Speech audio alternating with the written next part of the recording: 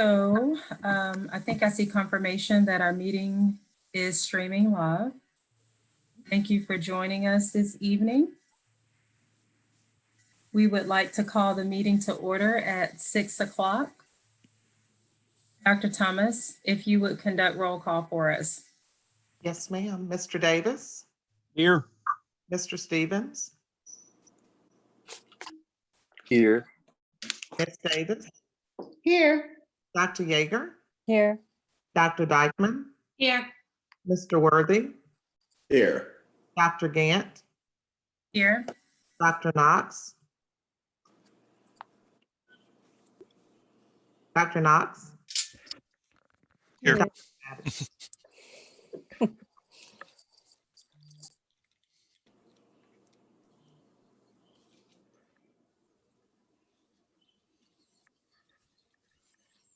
Dr. Thomas, was that everyone? I said Dr. Maddox. Did you hear me? Oh, okay. Did she answer? Dr. Maddox? I don't think so. Did you get Dr. Knox? I think he said here. him twice. I thought I heard him at the end of mine. I called it twice. Okay, thank you. Mhm. Okay, we'll move forward with item number 1.3, which is our silent meditation / pledge of allegiance. So we'll conduct our moment of silence.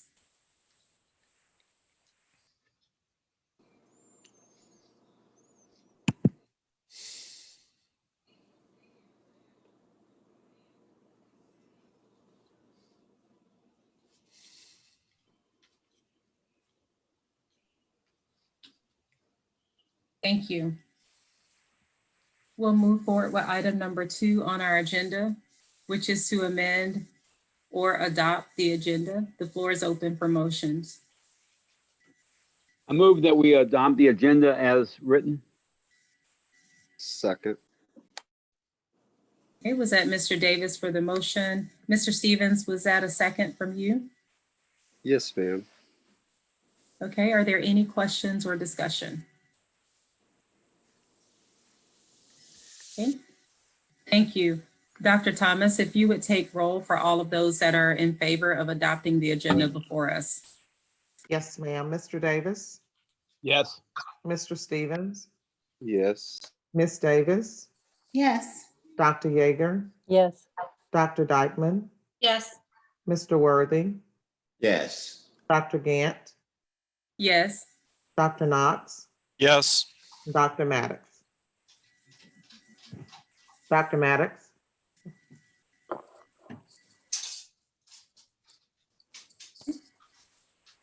thank you very much. So the agenda is before us. The next item is our public comment. I will be reading some of the public comment letters, followed by Dr. Dykeman, and then followed by Ms. Davis.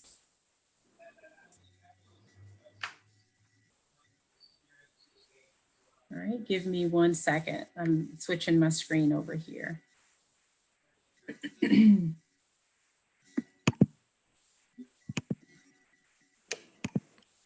Okay. So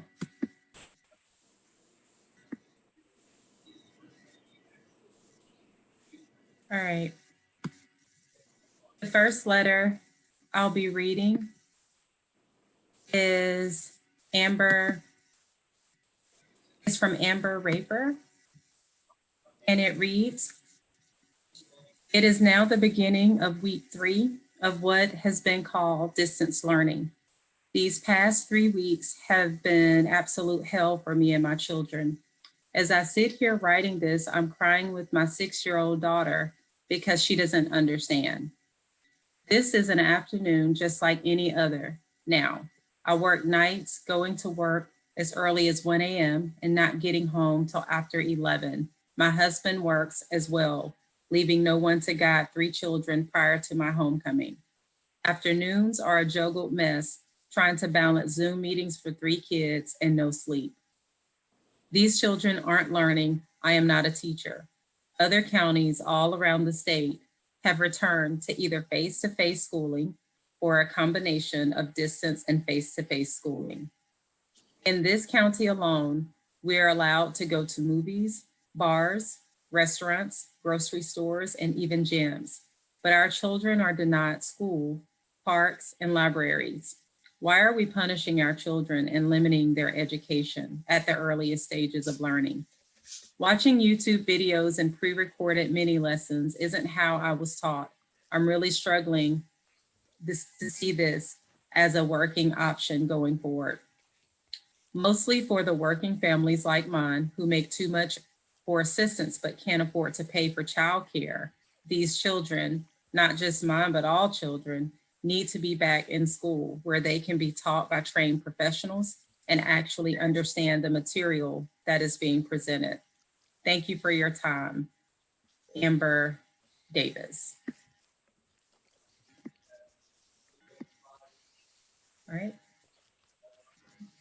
The next letter I am reading is from Anna Koppich. And it reads, my son is in kindergarten at Timothy Road Elementary School. We did pre-K at Timothy Road Elementary School last year, and my son loved going to school every day. He learned so much, but also loved the social interactions with his peers. We love Timothy Road Elementary School and are so thankful for Dr. Worthy and her leadership there. However, the current virtual learning plan is not going to be a long-term fix for our school district. We are only 1 month in, and I can already see how checked out these students are. My son started crying last night when he asked if he had to go back to computer school today. He hates logging into all the apps. He is not engaging well with his teacher or peers, and he is having a difficult time knowing what is going on. It is literally taking at least 2 adults for every child to do kindergarten virtually. Our teacher is amazing and trying her hardest, but these kids need to be in school. This is impossible to do for kindergarten. I have 3 other children at home, a 4-year-old, 3-year-old, and a 1-year-old. They are getting shoved to the side for any help while I am having to micromanage 5-year-olds on a device that they are not prepared for. This is not a long-term solution. This is not working. I am completely and utterly frustrated that a board decided to switch to virtual learning in such an abrupt manner, and that the solution is to keep hunting out solutions. We are completely surrounded by counties and private schools that are in person and are thriving. This is too much. This is not going to work. Please get more info and reevaluate. Please talk to actual pediatricians in our city. They are recommending we go back to in-person learning.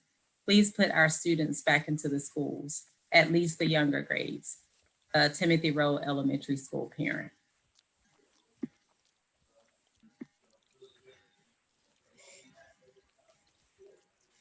The next letter is from Tatiana Carpenter, and it reads, I'm against going back to school face-to-face.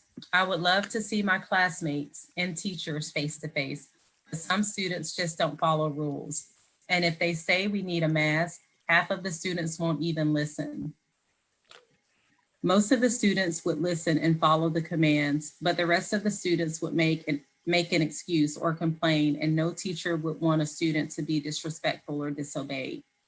School is very important, and it is important to be in school because I'll be honest, learning from a computer is hard for me, but I like challenges. So I face all my challenges and try to get all my work and everything organized.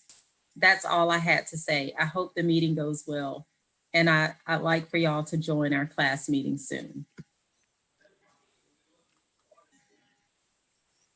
I just wanted to make sure everybody saw the message in the chat. I'm sorry, I did not, Mr. Davis. Could you, Oh. let's see. The interpreters are not visible.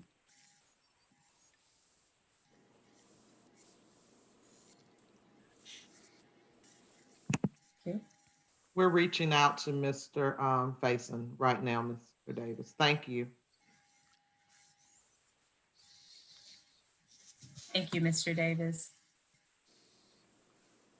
Has that been remedied? I can't see in my view. It was temporarily, and then it disappeared again. Okay. Now he's back. Okay, thank you. This reads from Chester Sosby, and it says, "Dear members of the Clark County School Board, as a former board member of 13 years, thanks for the job you do. My children, Lee S. Ritchie, Minister to Children and Families, and Chet Sosby, Major U.S. Army, graduated from the CCSD, which started them on their road to success. Mr. Vernon Payne was on the board when I arrived and after I left. He always stated that he was doing it for the children. He also spent much time on all our building using his construction expertise. The new school board meeting room should be the Vernon Payne Do It For the Children meeting room. Mr. Payne and I would often disagree because each of us had different ideas about which way was best for the children. For example, having school at home or in school buildings are two different ways to do it for the children.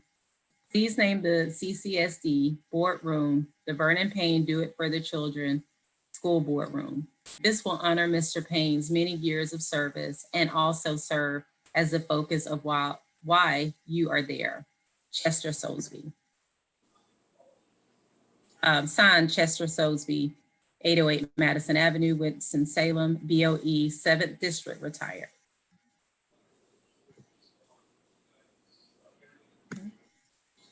The next letter is from Donnie Holiday, and it reads, "I understand that reopening CCSD schools is on the minds of many people. I hope that a decision about reopening will not be made until the effect of last Saturday's and this Saturday's UGA home football games on the number of cases of COVID can be taken into account. It does not seem wise to decide to reopen based on the number of current cases, since it is reasonable to expect that these home football games may cause an increase in COVID cases in Clark County."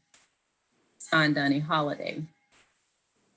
And the email, donnieholiday@gmail.com, and it lists the cell number and a home number.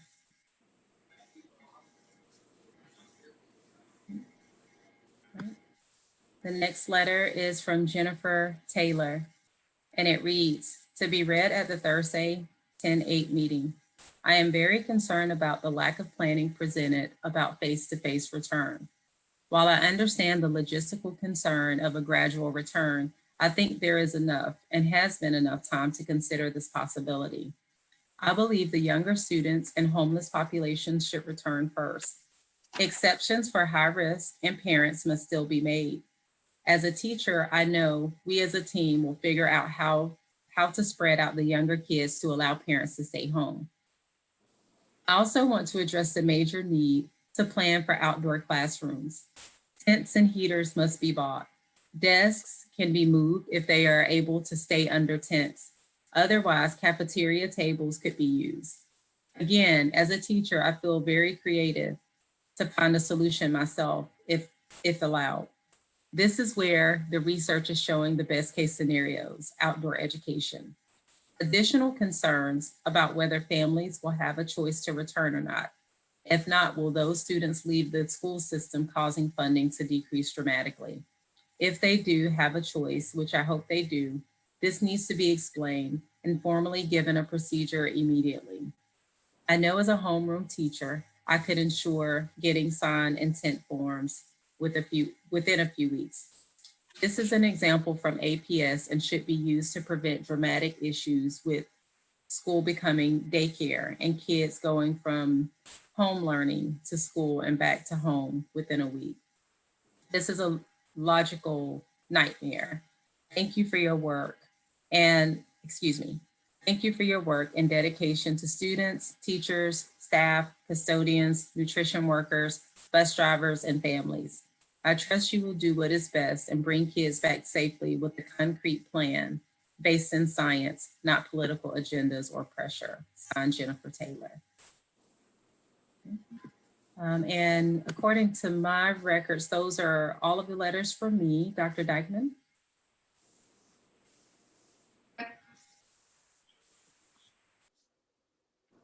This first letter is from Arlen Juarez.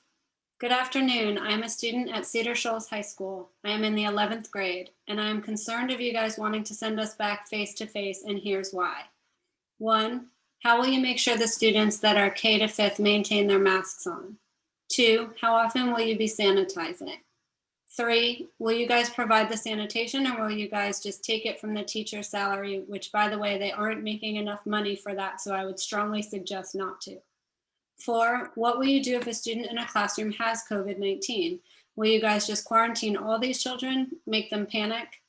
5, while the middle school and high school students are transitioning, how will you keep the halls from getting crowded? Or will you do what other schools are doing and having the place crowded, making COVID-19 spread easily?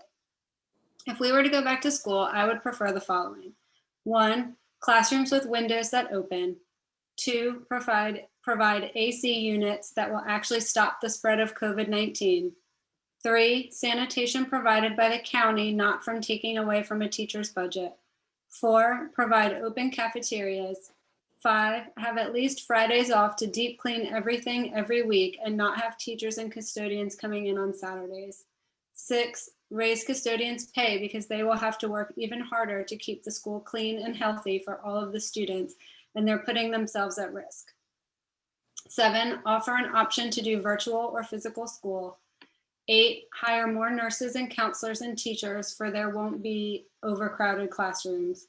9, wait until after December to go back, because if you decide that we will go back to school in November, this will cause many students, including me, to get mixed up and confused and mess up our grades. Waiting until December will give us a chance to start a new semester and start in the new environment without any more confusion. The next letter is from Sally Kimmel Shepherd. Greetings, Ms. Palmer. Thank you for your time in reading this email. I write as a parent of 2 children in the CCSD, a clinically licensed social worker, a community member of LSGT for BHL, and a professional in the field of clinical abuse, of child abuse. I am growing frustrated as I watch my daughter, a freshman at Clark Central High School, grow increasingly depressed with each passing day. She rarely changes out of her sleeping clothes, texts during class, doesn't turn on her camera, and as I look at her computer screen, only one child in the classroom has their camera on. How frustrating this must be for her instructors as well. She cries often, saying this was not what she envisioned high school to be. Usually an outgoing child, she has gone inside herself due to not being around others her age in a classroom and learning setting since before March. She has lost weight along with her smile. These children have not been around their peers since before spring break. She is smart. She is making A's in her classes, college prep biology, English, piano, and art. Don't get me wrong, piano and art are important, but this is it? My A student only has 4 classes and very little homework. She is not challenged. CCSD, you have a dream student here that is wasting away in her room. My 10-year-old son, a 5th grader at Alps Road Elementary, has an IEP. He has dyslexia. He left 4th grade reading on a middle 3rd grade level. He hasn't been in a classroom since before March. I spent $15,000 on private tutoring this summer as I saw his ability to read greatly decline in virtual school from March to May this year. I was so scared for him that I begged my parents and grandmother for money to help pay for tutoring as I saved and spent all my money on his education. This summer he gained at least 15 pounds, but I am lucky. My son got accepted into the YMCA for e-learning. He is loving it. His teachers are doing a great job with him. He is able to engage in physical activity at the Y. He has also decreased in his reading level to 1st grade from his recent iReady scores. 1st grade, so sad. This incredibly bright boy is losing his ability to read as he struggles to communicate through a computer screen. This is what I know from my personal life about the effects of our children not learning in school. Professionally, we at the cottage are scared about what children are experiencing while not in school. I listen to teachers of BHL share stories of the horrors they see in children's homes as they try to teach. Schools are a safe haven for children, especially in Clark County. CCSD has always been a strong partner with the cottage and DFCS in reporting suspicions of child abuse as teachers and administrators work closely with CCSD children. While these children are forced to stay at home, they are in danger of abuse and neglect. In short, I am tired of living in fear of a virus while my children suffer and becoming even further behind in school and suffering from depression. I'm tired of living in fear of a virus as children in Athens are suffering in their homes or other places instead of being kept safe and watched over by the schools that protect, teach, and love them. The school systems surrounding Clark County somehow seem to figure out how to have school either in person or with the option of virtual learning. I beg that you give us the option to choose to have our children in the classroom as the parents that will have to live with the effects of virtual. That's 3 Cool. minutes. Okay. The next one is from Sarah Cranston. I appreciate everything teachers have done to adapt this year. I know the goal is to keep children safe. I must say, however, for the sake of my children's education and mental health, they need to be back in a classroom. They can't focus. Sometimes their computers lock up or the internet goes out. 2 of my children have come to me when they couldn't get into Zoom meetings. This isn't sustainable and they are more than happy to wear masks. Thanks, Sarah Cranston.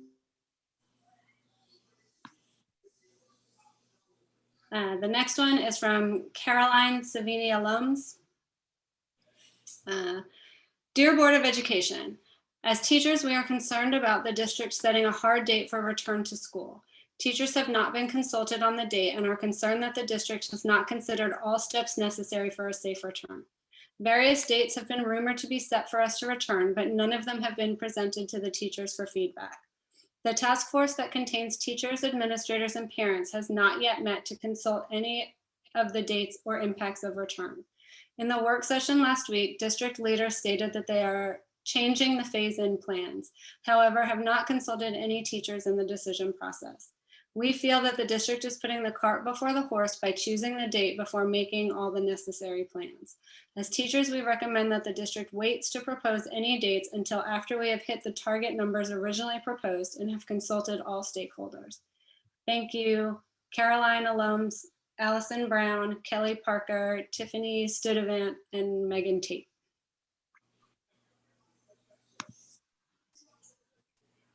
The next one is from Chandra Caldwell. Dear Dr. Thomas, Reopening Task Force and the Clark County School Board members. Good evening. I am Chandra Caldwell, Clark County Association of Educators President, Local Association of GAE, and I am writing to express my concern on the Reopening Task Force possible recommendation to return to in-person classes. On June 24th from 1 to 2:30, CCAE held a Zoom town hall meeting with Dr. Thomas and the Reopening Task Force to ask questions and voice our concerns regarding the fall 2020 school reopening. At that time, the committee shared what information was available with regards to reopening, as well as listened to members' concerns that had not been thought of prior to the meeting. Weeks after that meeting, a reopening plan was created. A tentative set of guidelines for when in-person classes might resume, including metrics such as a 2-week average case rate less than 175 per 100,000, and a 2-week COVID-19 testing positivity rate of less than 5% in the county. No one wants to be in our schools more than educators and educational support professionals. Interacting with students is what we love to do. Therefore, the safety of everyone involved in educating our children is at the forefront of our thought processes at this time. While we are closer to our metrics, the initial plan stated that 3 consecutive reports needed to show a 14-day decline. We still have a little while before students can go back, even if this trend continues. Opening back up immediately just means the numbers will shoot up again. We have no means to protect ourselves from this virus until there is a vaccine. We are asking that the district stay with the initial reopening plan and not abandon guidelines that are helping to keep our numbers low, as well as protecting the health of educators, their loved ones, students, and their families. Thank you for continuing to work on behalf of the CCSD students, families, and staff. Sincerely, Chandra Caldwell, CCAE President. And I have one more. Subject, Vernon C. Payne Boardroom. To the Clark County Board of Education.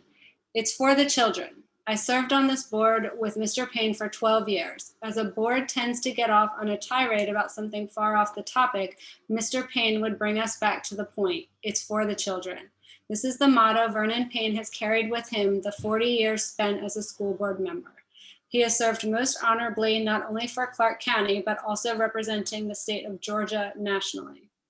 Mr. Payne is a very proud man, and his booming voice would bellow across the boardroom when he reminded all present that it's for the children. He also has a passion for being sure the top of the doors were primed and painted because they would rust if this was not attended to. For the record, he also likes his coffee hot. I regret he's not here to hear me say that. No man has greater love and concern for the children of Clark County than Mr. Payne. I greatly urge the school board to vote yes in naming the boardroom for Vernon C. Payne. Thank you, Sydney Ann Waters.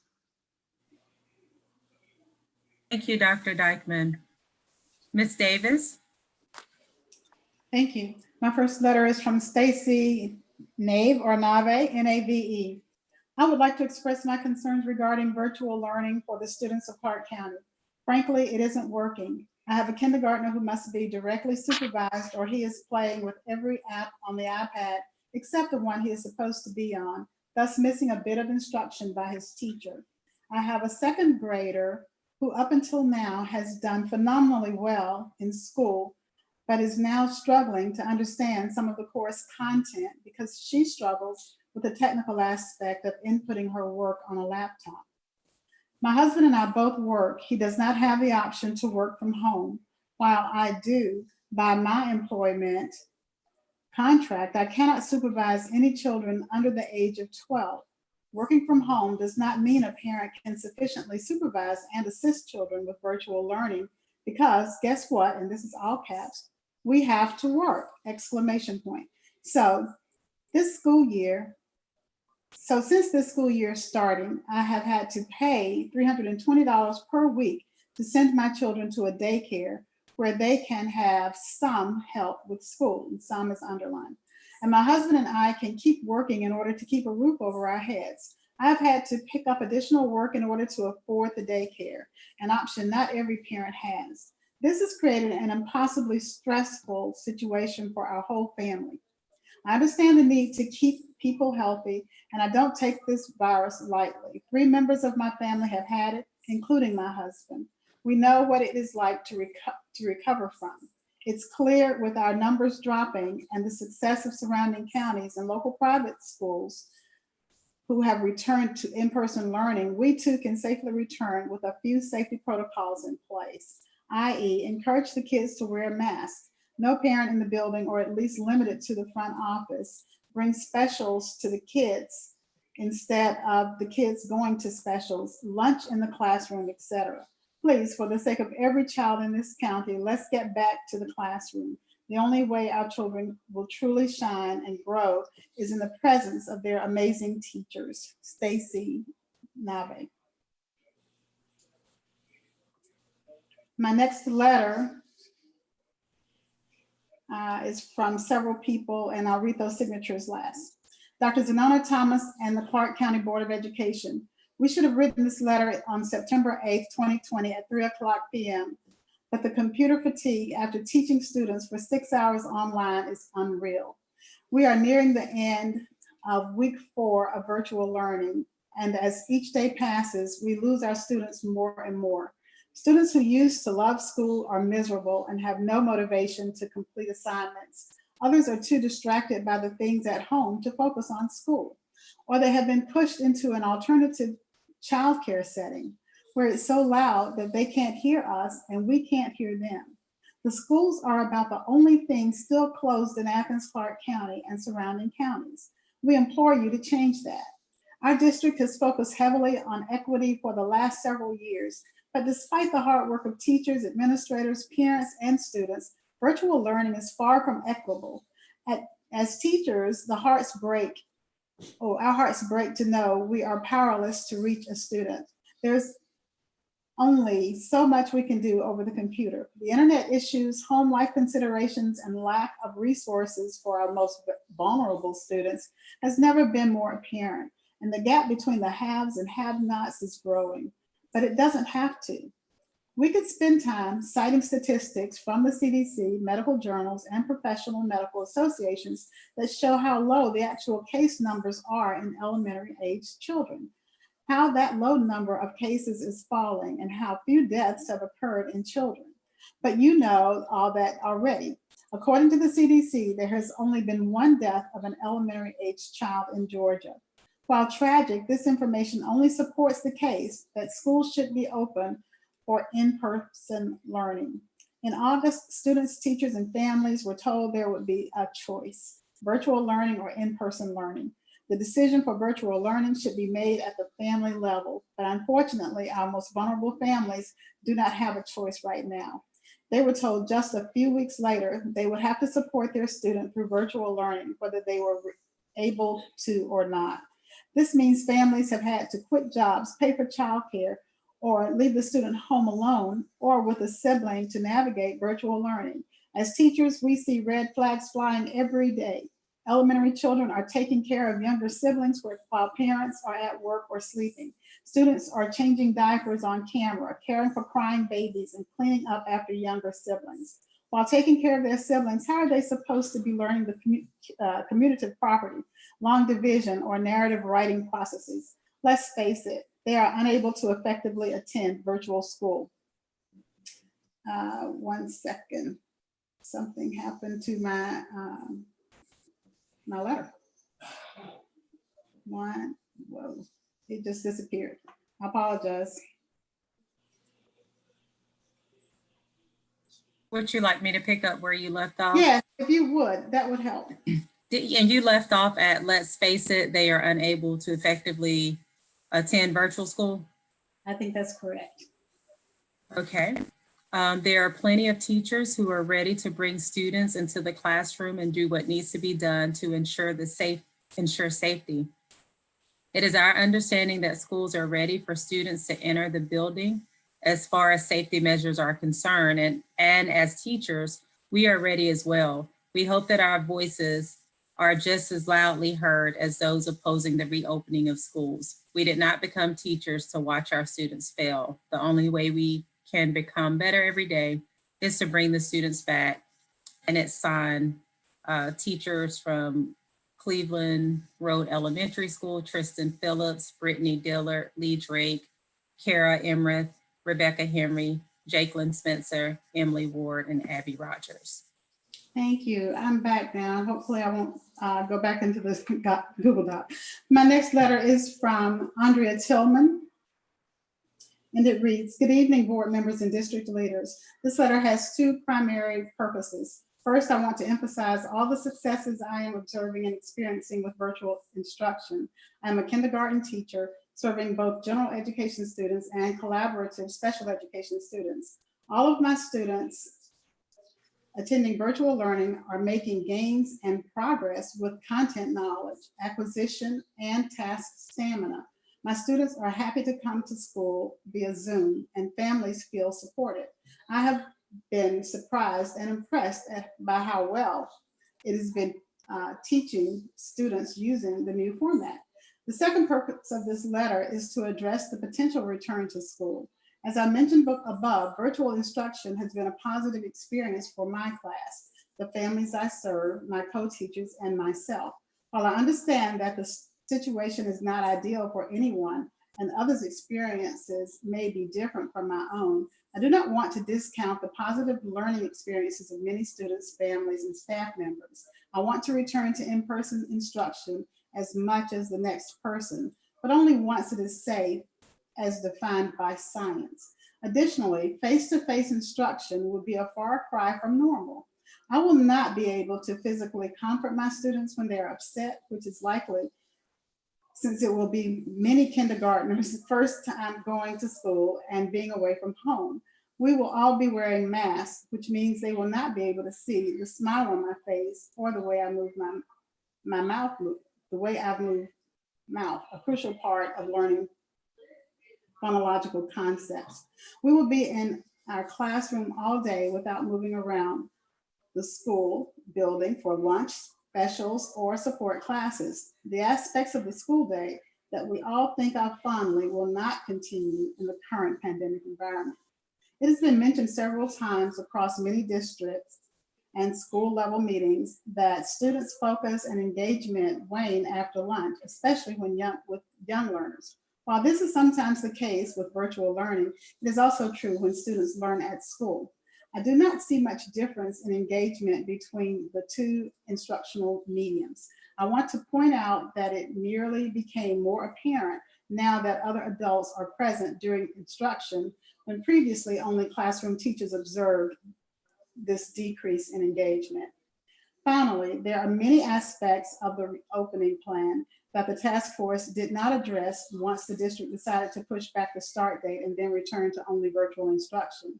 To discuss returning to face-to-face instruction, these questions need to have answers, and problems need to have solutions. Some of the issues that remain are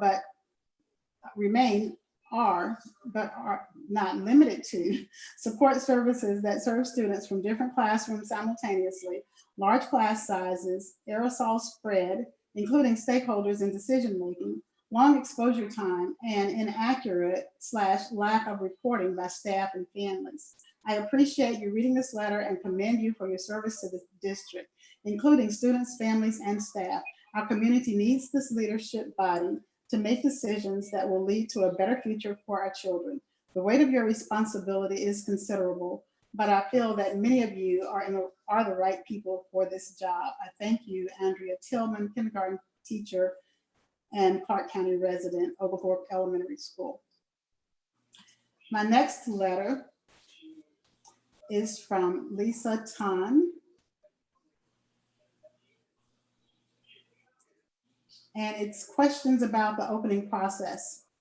1, will a new survey be sent to parents having them choose if their student will return to campus or remain in distant learning once the COVID numbers reach the acceptable level? 2, if a student will be on campus for 4 days with 1 day of home learning, can Wednesday for distant learning be considered instead of Friday? So there can be a day of the room getting a rest from the possibility of contamination and avoid the 3-day weekend mindset where it is possible that students will consider it a day off from school.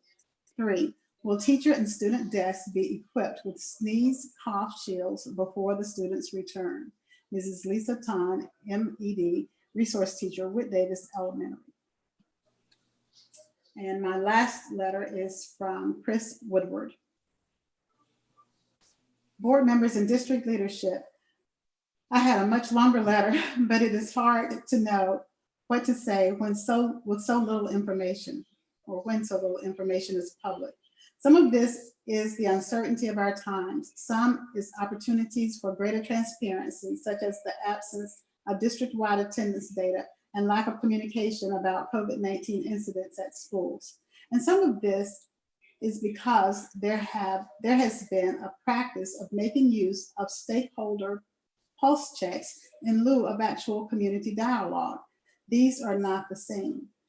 There are things I agree with, such as the consistency in centering decisions on data, though there are hints that we may walk away from previous commitments.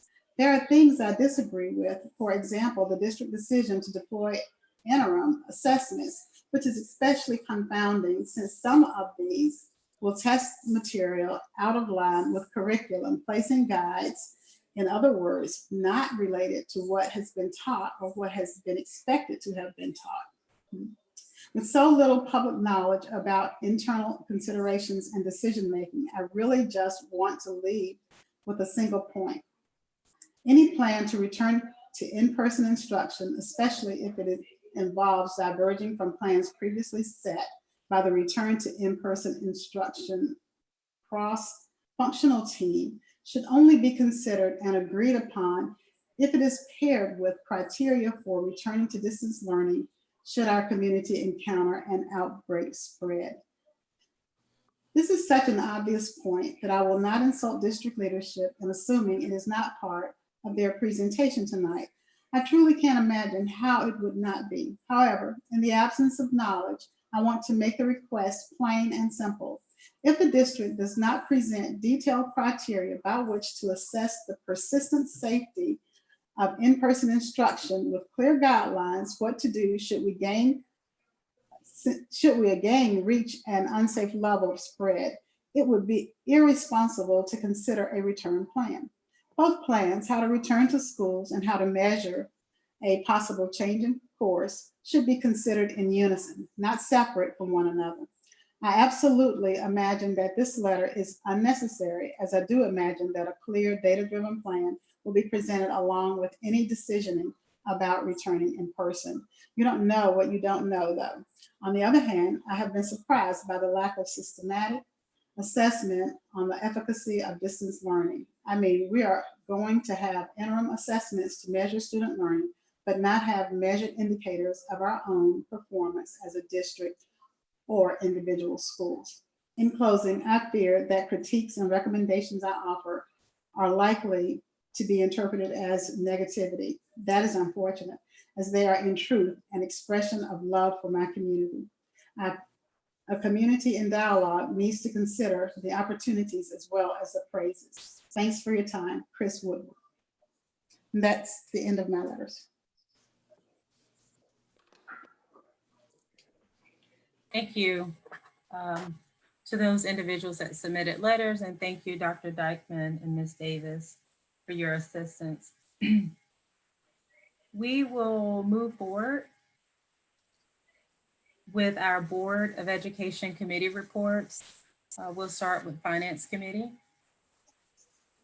Yes, thank you. The Finance Committee, I communicated with Mr. Byron Schuman this week, and the fourth Thursday, excuse me, the fourth Thursday in this month would be the next finance meeting, I believe starting at 4:30. And we also had a conversation whether we want to keep it at the fourth Thursday unless we run into a conflict with other committees. But anyway, and I believe the fourth Thursday, I'm not looking at a calendar, would be the 22nd, I think it is.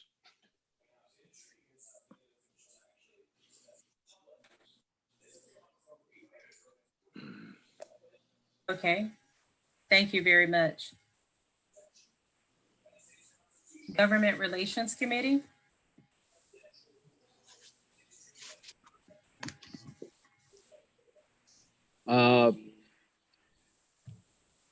I was so excited about the Georgia School Board Association meeting that I really have not prepared a significant report for the Government Relations Committee. Thank you, Mr. Davis. I have a question. Sure. There was a report that was posted. Thank you so much, Mr. Davis, for that report. Is there an item in there that the full board needs to vote on for Mr. Davis to take back to GSBA? I was going to talk about that in my GSBA report. Is there a GSBA report? It's under the, yeah, it's under the, it's the Government Operations Committee that's put inside of the. Oh, that's where it's at. I am so sorry. Okay, I thought the government, I thought GSBA was a separate item. Yeah, I think I see where you may have gotten that confused because, you know, we moved those other reports to work session. And so I would have, the GSBA, it would have seemed a little bit that it would have been there, but I think we just placed it here. Thank you very much. Okay, and Linda, there is no vote that we need to take at this time. However, as Lakeisha Gantz is going to be representing us at the delegate convention on the 27th of this month, I believe, and you are the alternate delegate. So there will be votes that will be cast then on what we discussed 2 days ago at the Government Operations Committee. What I want to share with the board members, and it's in my report that's posted, but I also wanted to actually share this and keep it very short and sweet.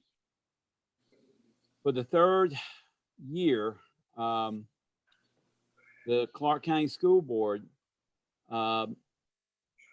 introduced to the Government Operations Committee, which is the organization, the committee for the Georgia School Board Association that proposes positions that the GSBA will take legislatively during the legislative sessions on the Georgia State Legislature. For 3 years in a row, we introduced this, and this year it passed. It failed year 1 and year 2, and this is what they accepted. The position, and this is what we will be voting on, as our delegates will be voting on the 27th. The position: GSBA urges the state to allow undocumented immigrant children who successfully complete K-12 education in the state of Georgia to pay in-state tuition to any public university, college, or technical school.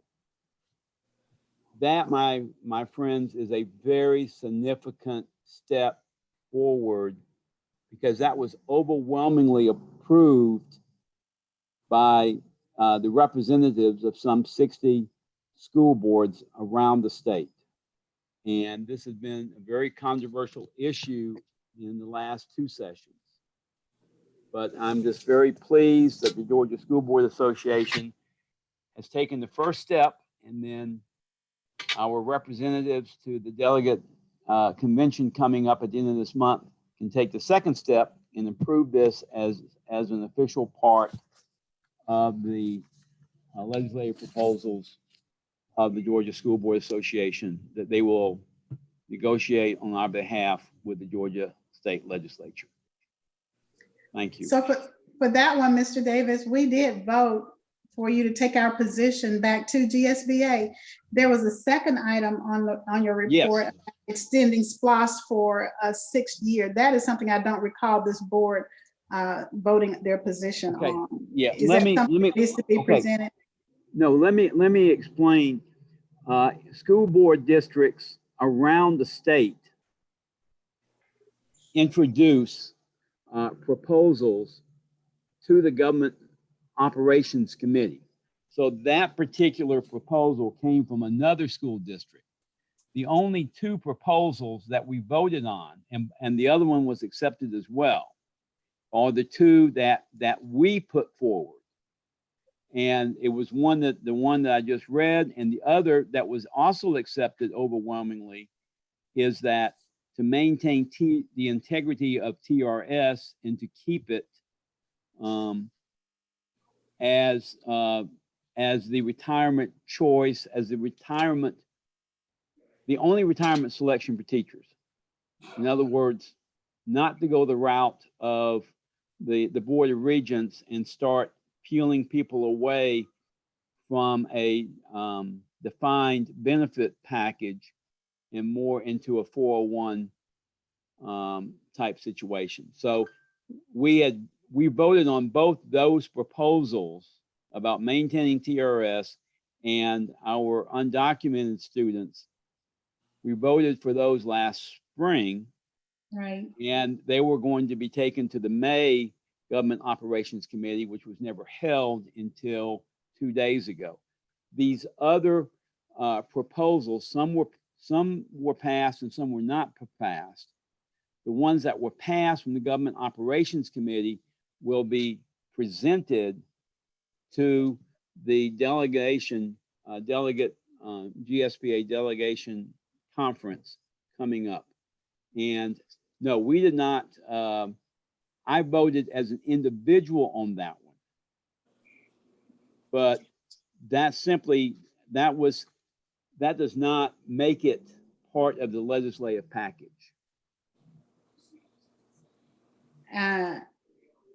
Yeah, this would have been a great work testing topic, so I won't belabor the point, but if I am the alternate and I am asked to vote on this, I recognize that I don't get individual votes at a GSBA conference. I have to take the will of the board with me. So maybe we can table that. Well, I don't know, Linda, I don't know how to address how we take positions, because there were something like 12 positions that were taken by the Government Operations Committee. And Okay. there was never much in between time. It seems like we've always had, well, and again, this is my memory, and that's as good as some, that we always had an opportunity to vote on things that were going to become a part of the GSBA agenda for state legislatures, but that's okay. I'm fine. Well, go ahead. Yeah, Greg, in your report that I got a little confused there when you mentioned about TRS and in terms of what, you mentioned something about the board of regents. I didn't know that they had gotten involved in this. The only thing that I was aware of is state representative out of Jackson County or Jefferson, Georgia, had implemented a proposal, et cetera. But I'm quite sure that's not going to happen with him anymore because the House of Representatives, they've quieted him. They silenced him because of a statement that he made pertaining to John Lewis when John Lewis passed away. You know, he wanted to go the 401k with the teacher retirement system, which I was totally opposed to. But the recent information that I have read that is going to stay in this original form, I periodically go on that website and read, you know, legislation that may be coming down the pipe, et cetera. So are you and I on the same page with that? Yep. And, Okay. and surprisingly, GSBA has never had a position of maintaining the integrity of TRS as is. And it was Okay. only until this board voted to push it forward, is it now going to be up for a vote at the GSBA conference coming up for the first Okay. time. And from what I'm understanding, GSBA is pushing forward to keep things the way I just explained it in its original form, not to change anything. You know, that the teacher retirement system remain the same with the retirement plans, et cetera. Yes, they have not advocated one way or the other. The only, if you look at the delegation, the legislative proposals that that GSBA that governs the work of the lobbyists for GSBA. The only thing it said about TRS is there was a platform in there saying that the GSBA is in favor of carefully investing the money of TRS. In other words, not to go into risky pursuits like some states have.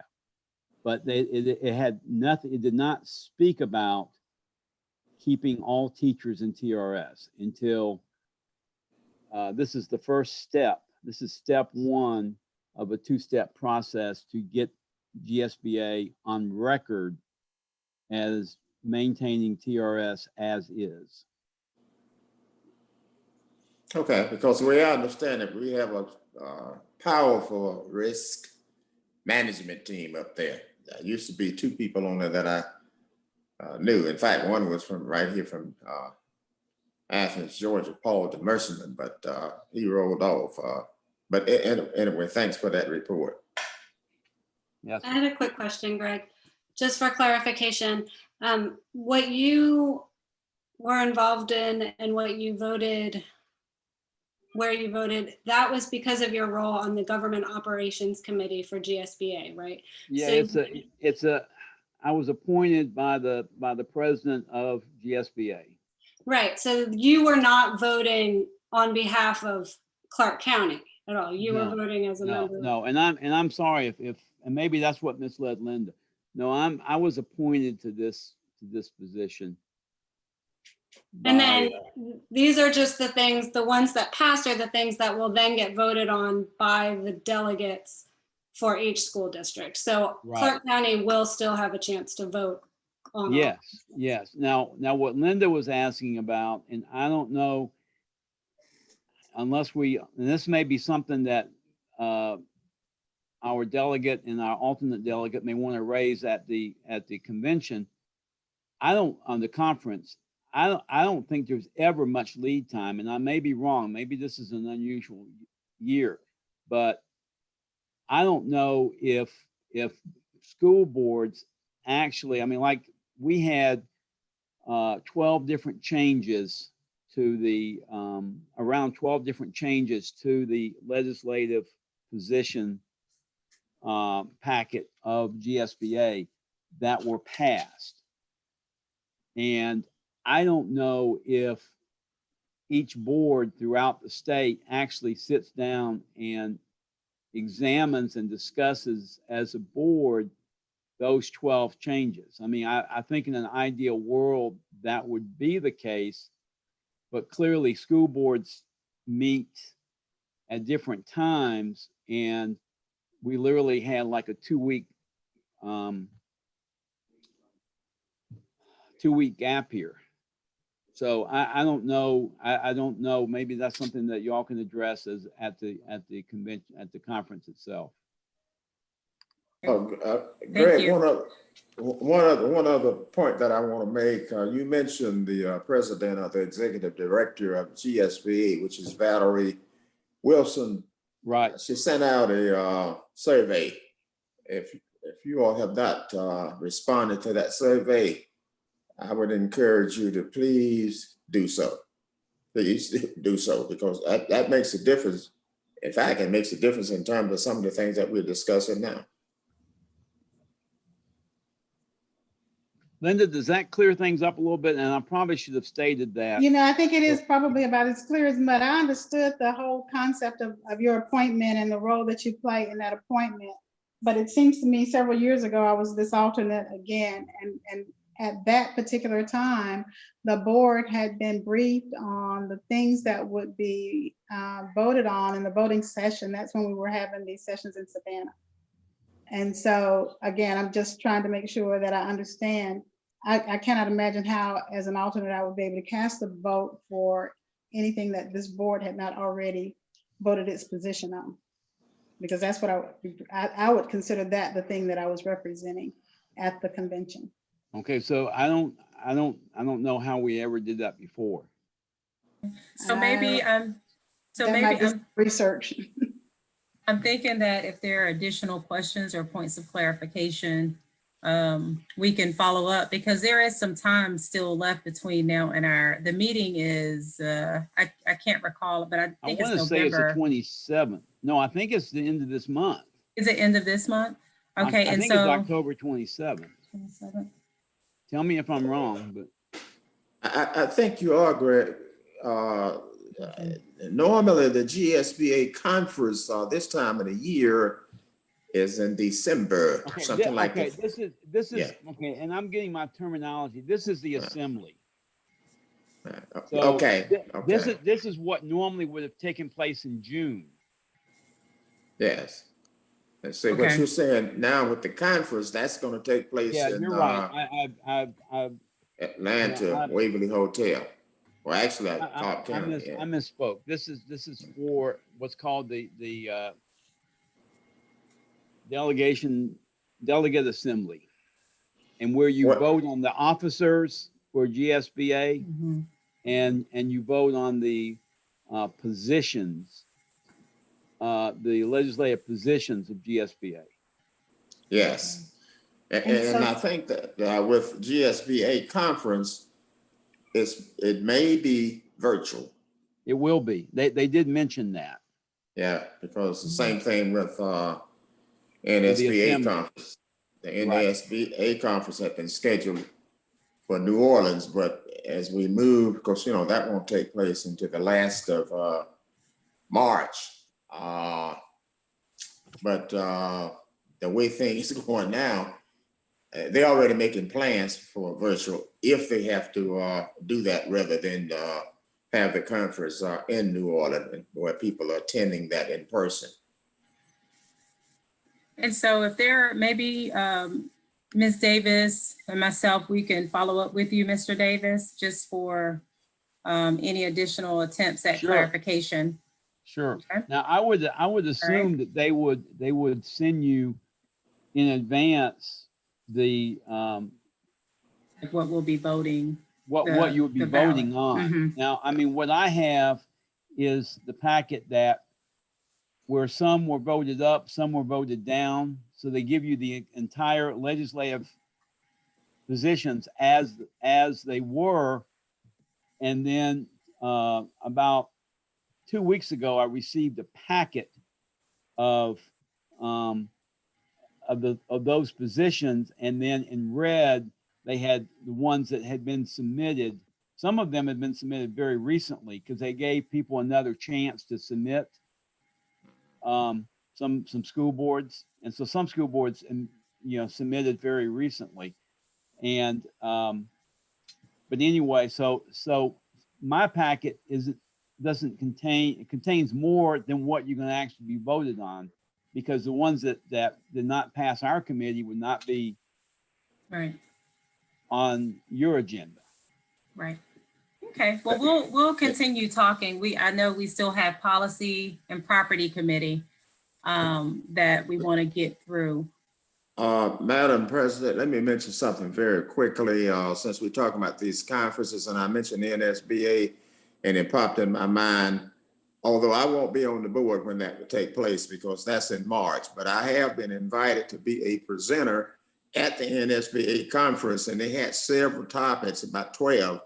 And the very first one was equity, and that's the one I've been working on in terms of putting the profile together for that. But now if it's in person, I'm not going to do it. Virtually, I probably would still do that, but that's the NSBA conference. And that will be virtual. Thank you. They've already announced. Mm-hmm. Sure. All right, we'll move forward. Thank you for that information and that discussion. We'll move forward with policy committee. Dr. Yeager. Thank you. I'll be brief. As you know, we've been moving forward on responding to the Cognia directive to revise and review our policy manual. We have about 300 policies that are out of, that needed to be reviewed. We're making good progress through them. Tonight's policies include finishing up the G policies, the D policies, and the K policies. For those just tuning in, these 300 policies are separated out between A through M, and we're clicking through them pretty well. There's 35 policies going up tonight for public comment, so hopefully the public will engage and take a look at those changes. We've had 2 policy committees in the past month, and we will probably have 2 more next month to try to do the same for the next policy meeting, but we're making good progress. Thank you, Dr. Yeager. Property committee, Mr. Worthy. We can move forward. Don't have anything for the property committee tonight. Okay. Thank you. Moving forward to item number 5, our financial report. Item 5.1, which is our June financial 2020 report. Good evening, board members and members of our community. Before we dive into these financials, I just wanted to preface it and give a little context to where we're at. Financials, they're summarizing the entire FY20 fiscal year. So it's all of our revenues and expenditures and balance sheet items as of June 30th. So we have an entire year that we're looking at. So this is a good measuring point, from year to year. Once everything's wrapped up, go back and look at last year and see where you're at. And typically, first thing I would do would be is share a balance sheet, and we look at that specifically. But before we get into the balance sheet, I thought it was important because of the year that we had last year to kind of share a narrative and kind of describe what transpired throughout the year and why we ended up where we are at the end of the year. So Lisa, I don't know if you're driving, but if you would scroll back up, take a look at this narrative briefly. So starting in that second paragraph, we're looking at our revenues, and we had budgeted for FY20, we had budgeted $165 million in revenue. We ended up receiving $165.5 million in revenue. And when you're looking at $165 million budget, we received just a hair more than 100% of what we budgeted, 100.3. And my hat's off to my predecessor, Larry Hamill. I mean, that is a fantastic approximation of our revenues when you're looking at 0.3% of a difference there. So We exceeded our revenues by roughly $500,000. And just a couple areas to highlight: our ad valorem property taxes, we received $370,000 more than we budgeted. And then our transfer and intangible taxes, we received $400,000 more than we budgeted. And then also another area where we exceeded our expectations was in our on behalf payments. We received $430,000 more. On the opposite end of things, we didn't receive as much QBE revenue as we originally budgeted. And if you kind of take a step back and you think about FY21, the year that we're in, we know that the state issued some austerity measures. And so those austerity measures took effect immediately in FY21, so in July and August. And what we do in FY21 is actually accrue the revenue from July and August, that QBE revenue, back to the prior period. And so we were actually shorted over $1 million in QBE revenue just by austerity measures that took place in 21, but were accrued back to 20. So if it wasn't for those austerity measures, we'd actually see an additional $1.1 million added to our fund balance. Moving on to our expenditures, we had budgeted $166 million in expenditures. At the end of the year, we ended up spending $160.9 million. So that means what we were authorized to spend, what we originally anticipated spending, we spent $5.1 million less than we expected to.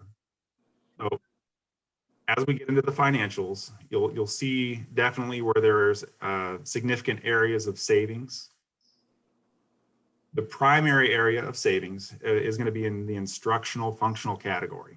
And there's kind of two ways to look at expenditures. One is, and it's how we report it, it's on the functional category.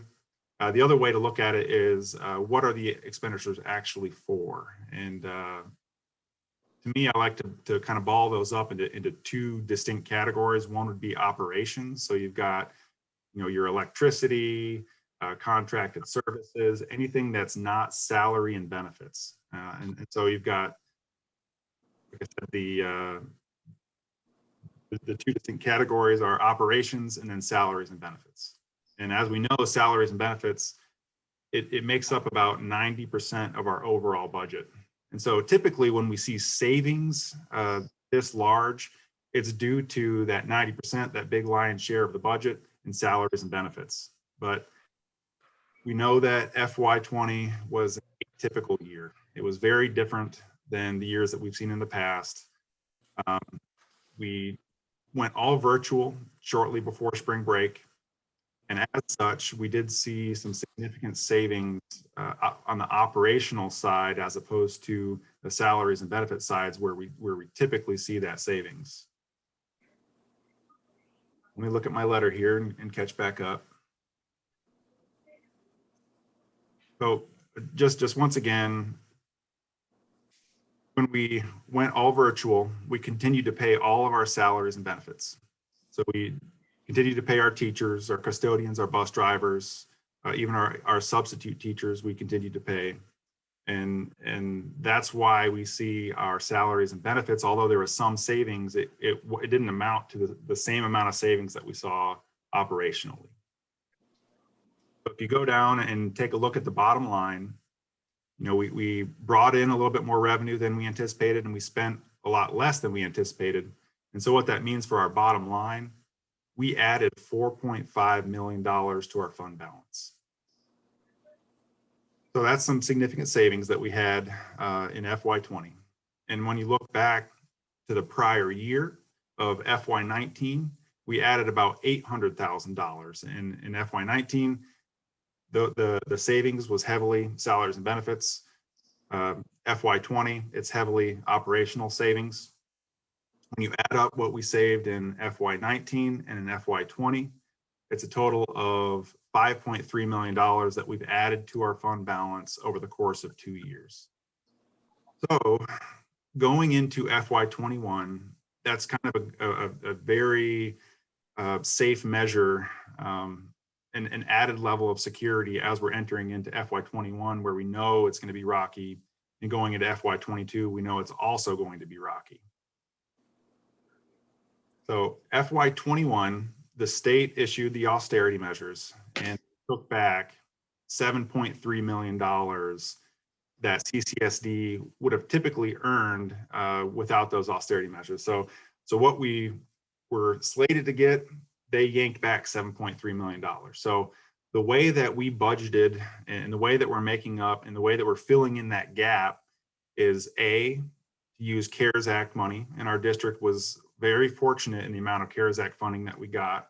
We're using about $4 million to fill in that $7.3 million hole from CARES.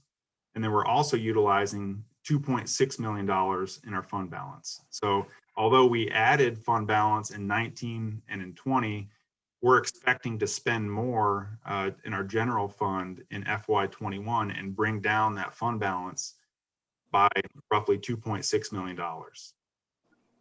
The other planned expenditure that we have that's going to directly impact our fund balance is our purchase of the Prince Avenue property. And that's going to take out an additional, I don't want to get my numbers mixed up here, I think it's $2.6 million that we have slated going to the Prince Avenue project. So when you add up the planned fund balance usage to fill the gaps of the hole that the austerity measure left, and also the amount that we're going to transfer out to pay for that Prince Avenue project, it's going to basically net out with the increases that we saw in 19 and 20 with the decreases that we're going to see in FY21 to fill in the budget gaps and then also to pay for the Prince Avenue project. So the net decrease that we anticipate to see over the course of those 3 years is $100,000. So overall, if everything goes as planned this year, and I knows how the year is going to shape up at this point, but if the budget goes as planned this year, I do anticipate that our fund balance at the end of the year hovering above 15%. And once again, that's a very safe place to be in, entering into FY22, where we don't know if there's going to be continued austerity cuts from the state. We also, at this point, don't anticipate any additional CARES Act money. I just want to stress that the savings that we've had and the historical benchmark of 15% has put us in a pretty safe place going into FY20 or FY22. So with all that being said, let's go down a little bit and take a look at our actual numbers. You can scroll on down to the balance sheet.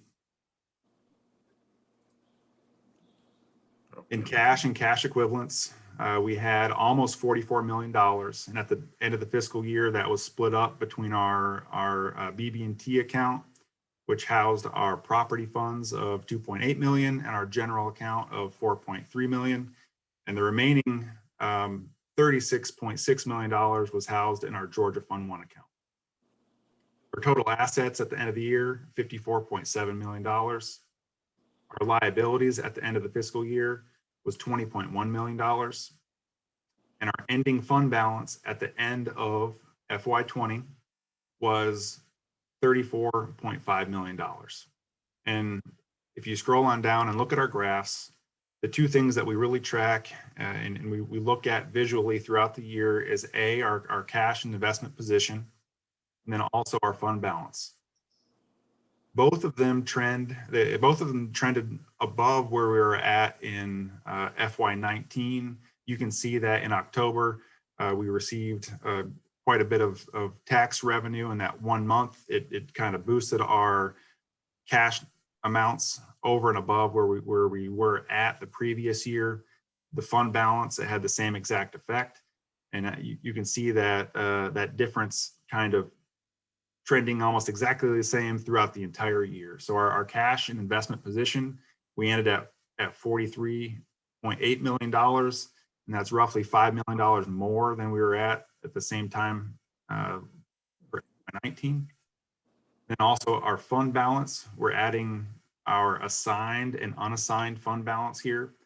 We ended up at 34.5 million, and that's $4.5 million more than we were at the same time frame last year. So if we want to put a percentage on that, it's about 21% where we're at the end of the fiscal year. Scrolling down and looking at our revenues, we already highlighted the areas where we were strong. We had strong property tax collections at 100.5% of what was projected. We also had strong transfer and intangible taxes that we received. We received over $400,000 more than we anticipated. If you look at our state sources, overall QBE, if you ball up all those QBE line items, we received about $500,000 less than we had budgeted. And overall,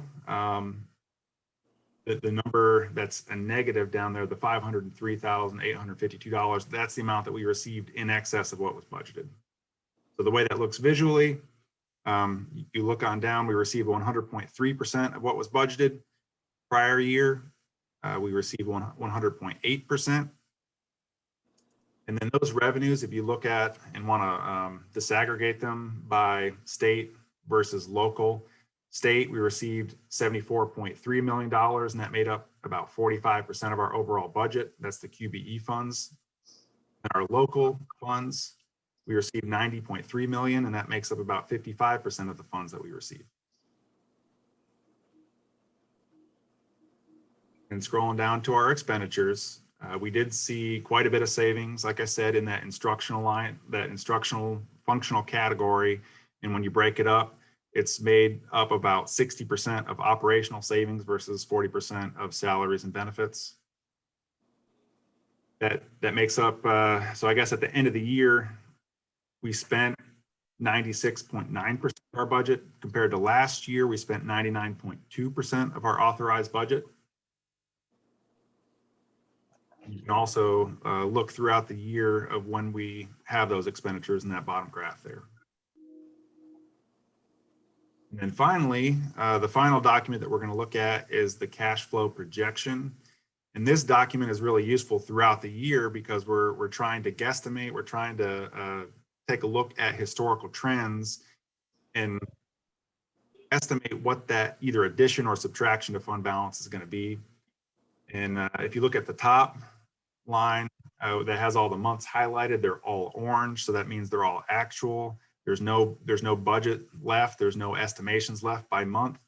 So the amount that we actually added to the fund balance is down there and it's highlighted in yellow. And then once again, that's $4.5 million over the course of FY20. And I think Chris, before he left and presented those last financials in May, estimated it to be right around $4.5 million. So that's it for the financials, and I'll be happy to answer any questions that you may have. I've just got one, Madam President. Sure. Is the savings that or we spent less last year in terms of personnel than had been budgeted? Was that a result of unfilled positions? Is that primarily what would cause something like that? Typically, that's what you see throughout a normal year. Whenever you have salary and benefit savings, the majority of it is due to unfilled positions, positions that you budget for throughout the year that go unfilled. That's right. And a lot of times it could just be a few days here and there, but it also can be, is a lot often leave without pay when people take extended leaves of absence due to illness or pregnancies or whatever. We don't obviously budget for that. We budget for their full salary. And that figure was, did I hear you say 5 million, or maybe I misunderstood? For which year, Mr. Davis? Last year. For FY 20? Yes. If we wanted to look at the overall salary and benefit savings, it's about $2.1 million. And the rest of it is made up of the operational savings, which I had mentioned when you go all virtual, you're going to save on electricity, other kind of overhead and contracted services, supplies, stuff of that nature. Mr. Schieneman, isn't about 40% of the budget amount for benefits? What am I trying to say? Isn't 40% of their salary benefits for budgeted for benefits? It depends on what employees, obviously, that we are looking for. But yeah, typically, if you've got a salaried employee, TRS adds on about 20%, and then FICA Medicaid's another, 7 point something. When we're budgeting for new positions, we use about 40%. Okay.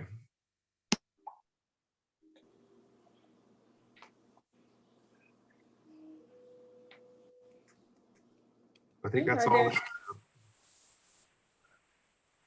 Thank you, Mr. Schieneman. Are there any additional questions before we take action on the financial report?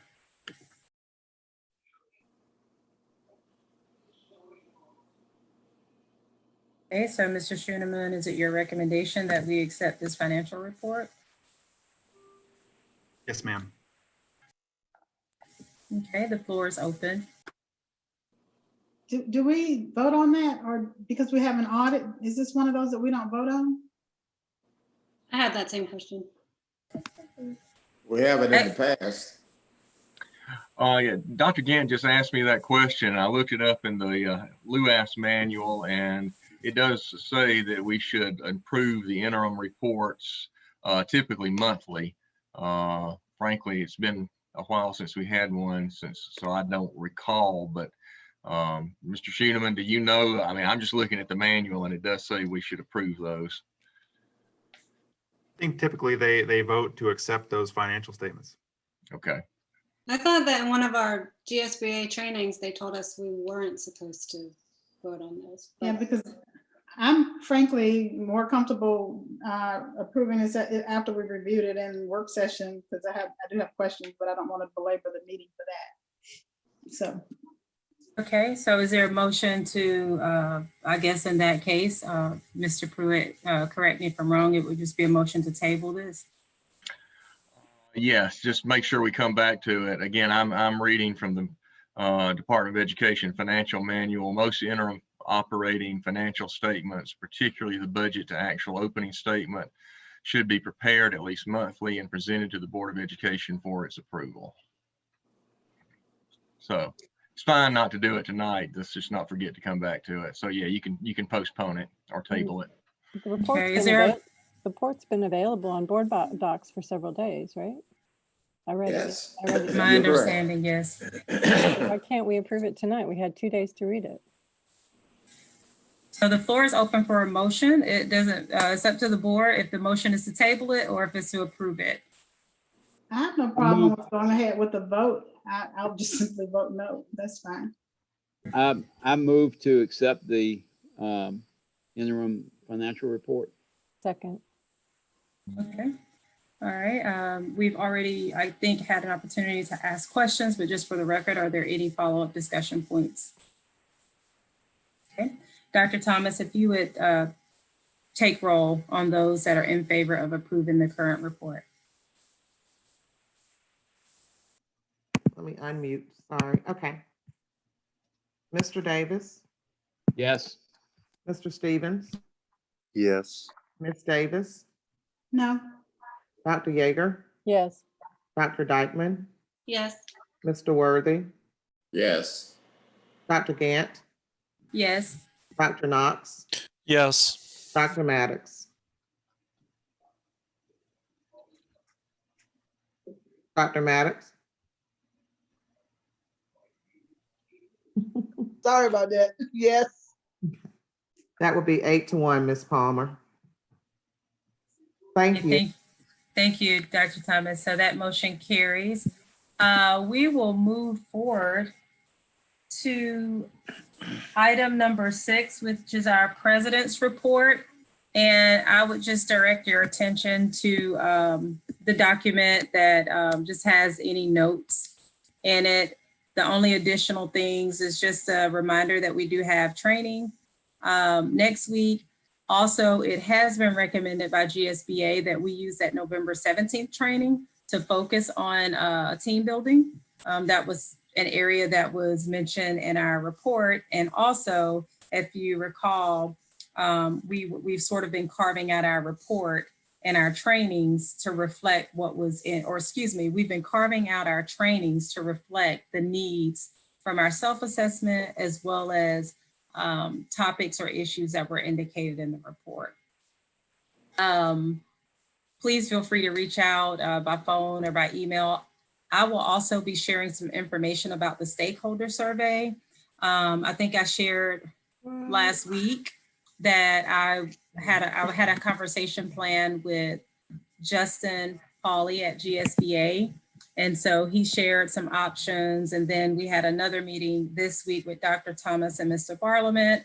And so I'll send a summary, just update of the information that I learned to the board. Are there any questions for me? I don't have a question, but also keep in mind that that was one of the directives from Cognia. In fact, Mr. Barlament did an excellent job in presenting that last week. And in that particular section, if you read item 6, it does say continuing to do team building, as you've already stated. Yes, and so that's why we thought it might be, could be beneficial to go ahead and schedule that as a part of our training for this semester. And I'll be in touch with just some additional information because we don't have any trainings.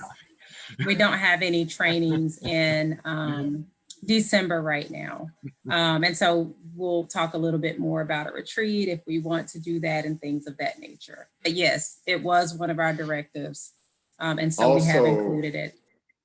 On that directive, I noticed last Thursday night, it haven't started. And I was wondering with the video that I presented, showed, and then of course gave somewhat of a summation of that. And I sent a copy of that to all board members and Dr. Thomas, and also board members elect. And I was just wondering whether we can erase that red line saying haven't started. I believe we've started that now. So Dr. Thomas, I don't know how you feel about that, whether you can communicate that to Mr. James Barlament. Yes, I can speak with Mr. Barlament. I think he and I meet next week to do it on Cognia, so I can share that with him. Yeah. Thank you much. Yes, Very sir. good idea. Thank you, Greg. All right, are there any additional questions or comments for me? I had one question. I have a board training on November 19th, which is a Thursday, and you said November 17th. So I don't know if I'm wrong or if we're having both of them. Hold on, let me see.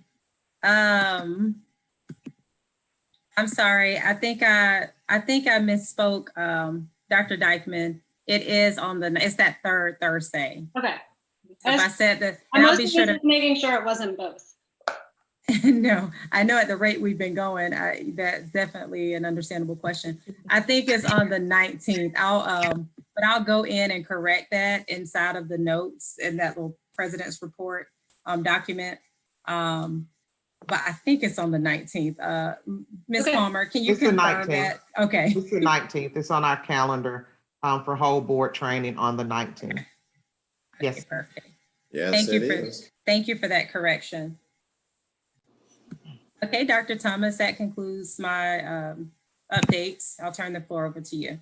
Yes, ma'am. Thank you, Madam President, board members. I only have one item tonight. Of course, it's a pretty important item. I'm going to try to keep it as concise as possible, and that is regarding our school reopening.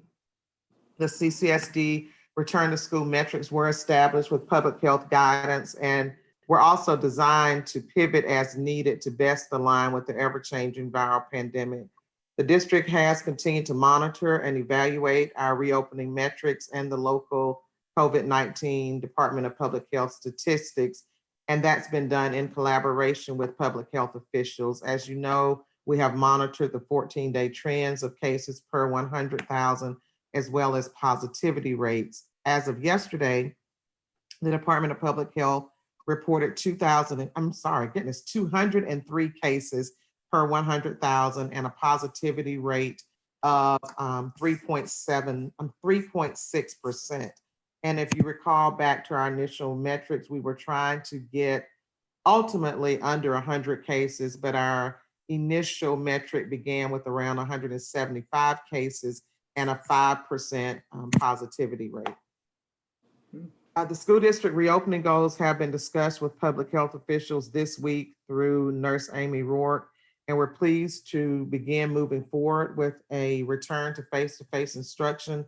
As we prepare to bring students and staff back, increased efforts will be focused around practicing prevention, minimizing cross-exposure of students and staff, and implementing mitigation measures at each and every school.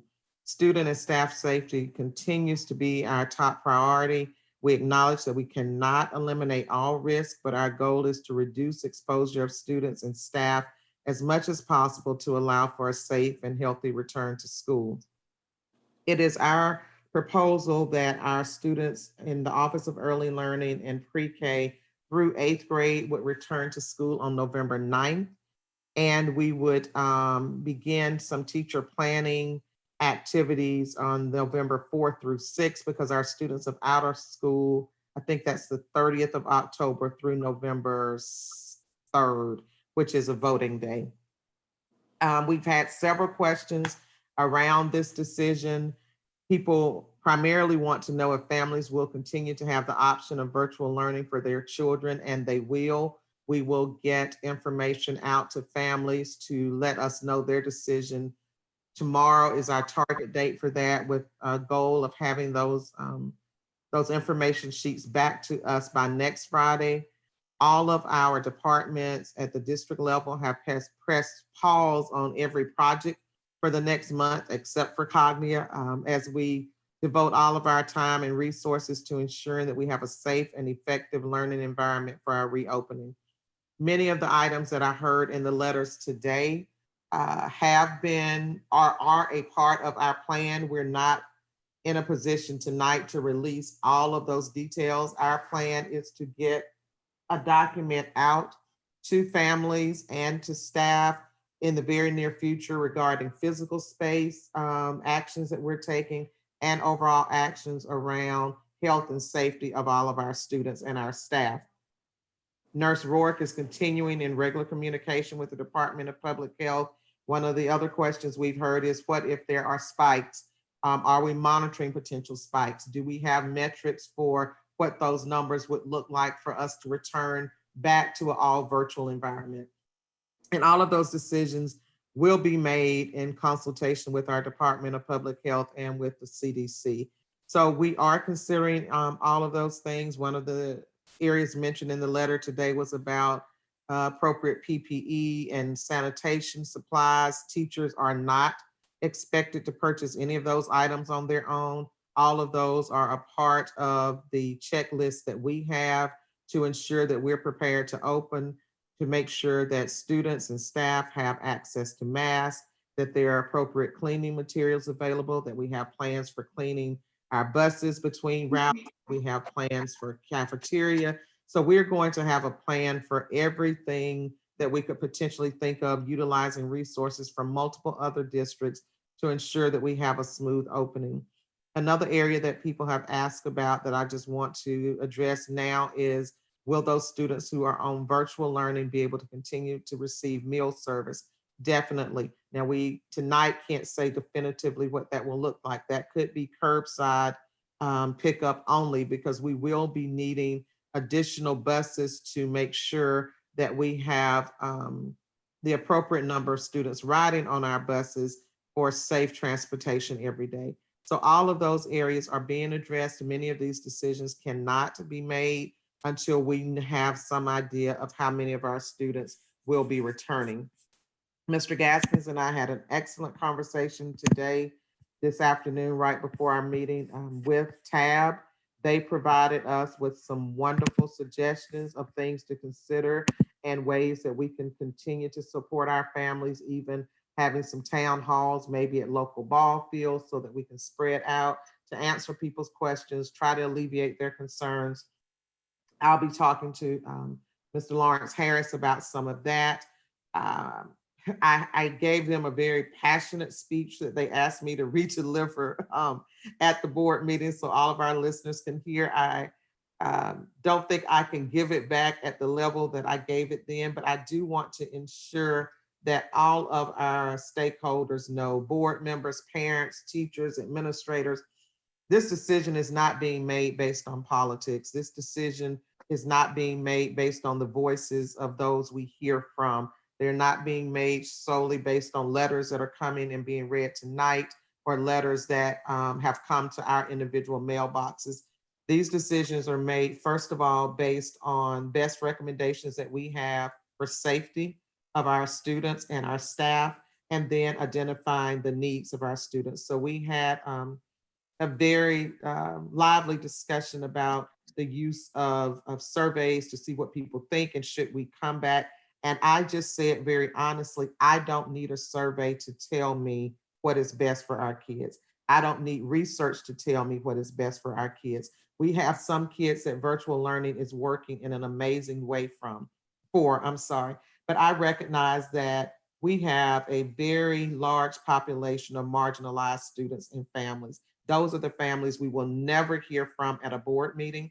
They will never do public comments. They might never come and speak out. They might never email you, but at the same time, they are our families and they are our largest group of families. And you all have heard me say it to the point of probably being tired of me saying it, but our loudest is not our largest. And we have an obligation to ensure that we're meeting the needs of our students. That's why I'm here. That's why I believe you all are here. That's why the majority of our teachers and leaders are here, because we're committed to the students of CCSD. And as I said to a principal group this week, 80% of our families, 70% of our families can't afford to spend $2,000 a month for private tutoring. 80% of our families can't afford to go out and have someone come and teach those children in the neighborhood. And those are the students who are already behind, the students that we already have a disparity in their learning. And we cannot afford, and I don't have to have a survey to tell me that or research to tell me that, these children are getting further behind. Our parents are working 1 and 2 and 3 jobs. We have middle schoolers trying to help elementary schoolers with their learning. That's common sense. We know our demographics. We know our families. We know who we're called here to serve. We know that. And as soon as we can, in a safe manner, address the needs of our majority, that is what I'm committed to do. That is what I'm called to do. And we're going to do that when we can do that safely. And we believe this is the time to begin making that transition. And we just want people to know we haven't taken that lightly. We're the last district anywhere in our area to go back, one of the last districts in the state to go back. So we have heard you. We have heard the numbers. We have seen the numbers. But I also hear those who no one ever hears, those who never speak. Those are the kids that I hear at night when I close my eyes, are those children who are never heard via an email. They are the 80% of the children who are 1 and 2 grade levels behind. And as I said to the teachers, when I'm looking at a Clark Middle teacher, asking them in 3 years, how are they going to catch up a kid who we've allowed to get 1.5 years behind because we can't take the chance of determining how to get them back in a creative and safe way, we have failed. And for me, it's educational negligence. And I can't be at peace with that. And TAB owned that with me. We're committed to that work. We're not going to try to put a square peg in a round hole. We're going to be creative. We're going to find a way to get it done. But as we heard in many letters today, and I can end with this, it's for the children. So with that, that is our recommendation as a district. That is the plan we look to move forward with. We're doing it for the children. We will get better together. We are open to suggestions and ideas. We want to address the needs of everyone, but at the end of the day, our primary commitment is to the children of Clark County School District. And we will work nonstop. I've told my team, don't expect to rest until Thanksgiving. We're giving it our all to make sure that we're doing this in the most responsible way that we can, but we're doing it for the children. And so with that, that's my recommendation. I'm open to any questions that you all have. Please know that we're hearing our teachers, we're hearing our administrators, we're flexible. We made some changes today. Thank you, Mr. Davis. We made changes today just listening to them talk. But I told them the mistake that God made was telling me that there's a retirement light at the end of the tunnel. And when people say, is this one you're willing to die on? And I can say with great peace, yes, it is. Doing what's best for children is one that I will die on. And so we're going to do that. And I appreciate you all's support in this work. I appreciate our teachers, our administrators, cafeteria workers, bus drivers, custodians, maintenance. I mean, we're in this together and we will get it done. So I thank you all for the confidence you placed in us and allowing us to do what's best for kids. And if we wake up next week and our numbers are back at 15% and 500, we'll back up and punt. But for today, this is the thing that we believe is best for the majority of the kids in Clark County. Yeah, Dr. Thomas. Yes. Dr. Thomas. Yes, sir. I like to make two comments here. In my opinion, it was either last Friday or Saturday, Lee Sherrier did a superb article in the newspaper on reopening and also the phase-in process. And I'm quite sure he's listening tonight, but he did a superb job on that, in my opinion. Now, the next thing you mentioned, which is good, I'm happy you mentioned this about if the numbers would spike again, because we don't know. It's a moving target. That was an article on the front page of the newspaper this morning. I read the newspaper daily, and it said that, that the COVID-19 have slowed down some. So I know that it's difficult for you all to do certain things, but you're doing, well, I won't even say that you're doing the best you can. I think you're doing a superb job on that, you and Mr. Gaston and the staff there. It's a moving target. So thank you much. Madam President? I think her computer kicked her out. Okay. Dr. Maddox, she asked you to preside. Yes, could you, Dr. Maddox, while I take care of my technical difficulties? I just want to say, Dr. Thomas, that I support you 100%. The only thing that I would add is a call to the community, and I'm talking about those of us who don't have kids in the school district, as well as those who do. But this community, and I'm including the college kids too, we need to be safe. We need, that's the only way we're going to keep the numbers down, is we can protect within the school. But if the community becomes lackadaisical and they take off their masks, or they don't wear their mask, they don't socially distance, they don't do the precautions that the CDC has repeated over and over and over again, we're going to end back up here and our kids will suffer. And so I just think that whenever you have the opportunity, you've got the soapbox. And so whenever you have the opportunity to shout that loud and clear, because all you can control is what happens within our buildings and on our buses and in our yards and in our events. But there's that wider community. And so you're right. And I think, we're doing some campaigns. Mr. Harris and Ms. Moore and Mr. Faison are working, Mr. Borges are working on some campaigns. But I think this is also an excellent opportunity with your leadership, Mr. Davis, for us to continue to collaborate through the Government Operations Committee and working with our government leaders, Athens Clarke Unified Government, Mayor Gertz, because this is bigger than Clarke County, and they have a wider group that they can access in terms of this message and resources to communicate with the community as a whole. So I think this is a great opportunity for us through government relations to talk to them and coordinate with them on getting this message out. I did leave out that we will have a communication coming out weekly. Ms. Moore, Mr. Harris will get a communication out. I will get that to the board. It will go to teachers and staff, and it will go to our families on where we are each week, where we are with our metrics. So if Mr.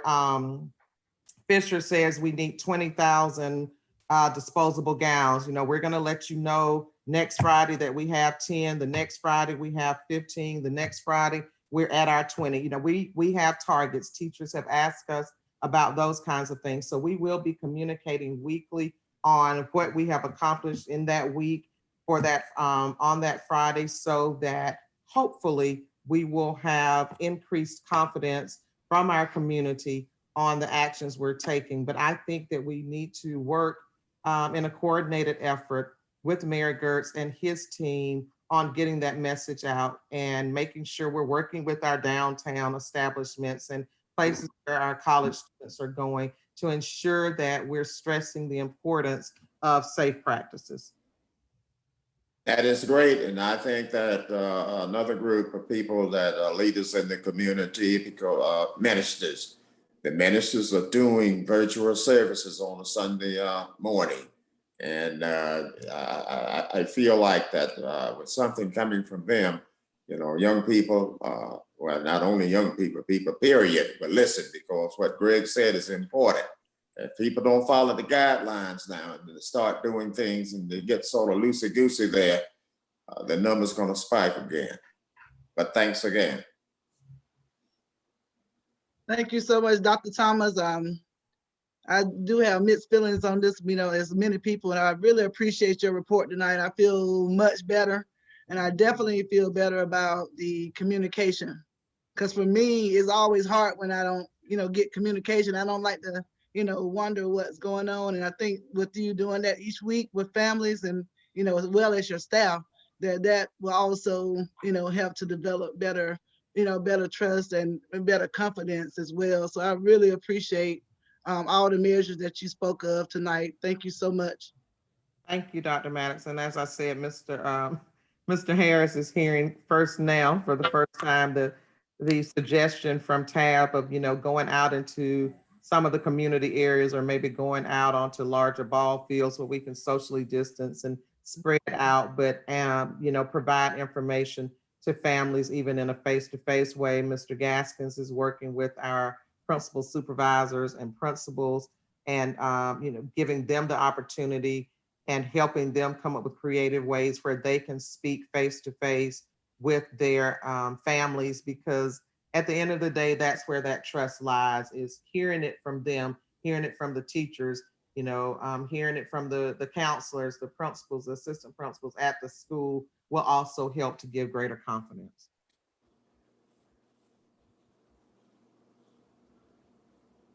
I know the accolades have been flowing, but I must chime in and say I am so excited to hear this detail. I'm looking forward to the weekly reports. I'll echo Dr. Maddox's sentiments.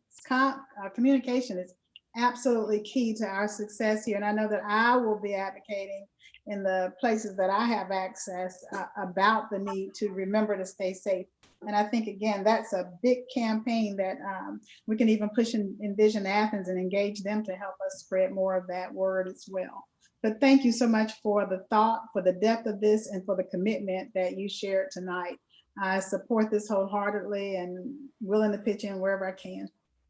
Thank you. And Dr. Thomas, you'll let us know, how we can support. I'm thinking of where our hats are as it relates to budget. And then Mr. Davis as well, as you all, through government relations.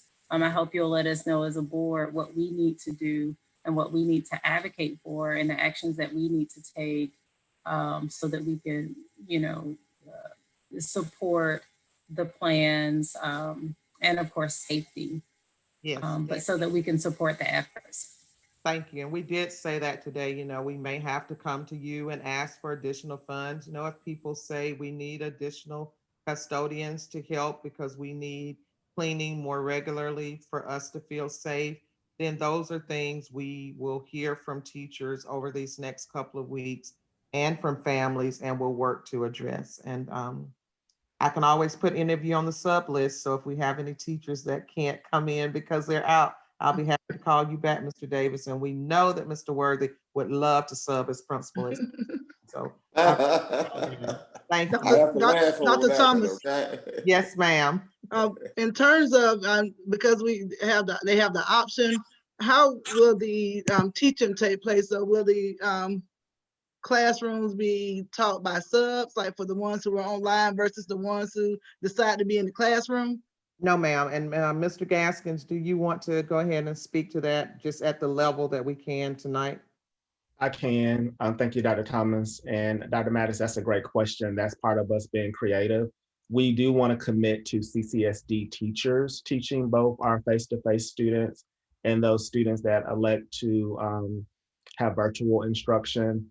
That is really based on the need of who will register for face-to-face instruction and who will register for the virtual. So my team, we met, as Dr. Thomas mentioned, most of the day to come up with some creative guard kind of rails for our principals to discuss on Tuesday. And we want our principals to be able to pick what those options are for their school, because as you can imagine, some schools may have 90% of their students return and 10% not, or 50% return and 50% not. So we just want to give our schools enough options that meets their families' needs. But we know and we acknowledge one of the hardest things for teachers is to teach both face-to-face and virtual at the same time. And that is not a model that we're recommending. We want to make sure that teachers can not have as big as a lift as we know that is. But we'll have more information in those weekly updates, but we really want to give our principals an opportunity to just pick what options best serve their kids. And Mr. Gaskins, Dr. Yeager asked a question. I'm sorry we didn't address that about high school. They will be virtual through the semester. Is that correct? That is correct. We talked just a little bit about that. That is the recommendation. If you all remember from our calendar approval, the semester ends in January. So there is some talk about will we bring kids back in January, even though the semester is not over, or will we wait until January, I think 15th or 16th to bring them back? I think those are some conversations we need to continue to have with our high school principals and leaders and teachers, but we definitely will have them in a virtual environment until Christmas break. I had a couple of questions following up on what Dr. Maddox asked, and I appreciate that extra information. And I also appreciate that your desire is not for the teachers to be doing face-to-face and online at the same time, both for the teachers and for the students, because I don't think that that is the best way for them. I know that it's kind of like you're not sure which one to do first, because I know you can't know how you're going to divide it up until you know how many people are going to choose virtual versus in person. But I know that parents are going to want to know a little bit about what the virtual environment is going to be like before they make their decision. So I'm not sure what the best way to do that is, but if I can see if you put a survey out tomorrow and you say, let us know by Friday if you want to do virtual or in person, but they don't know what the virtual will be like, then they're not sure how to make that decision. That is something that we're grappling with, Dr. Dykeman.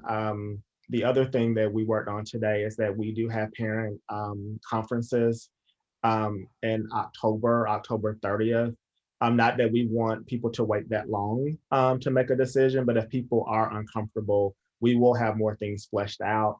And part of our conference checklist is to have an additional conversation with parents about their selection and giving them an opportunity to be able to change their selection once they have more information. Okay, so just so that they wouldn't necessarily be locked in by what they choose. Correct. Next week.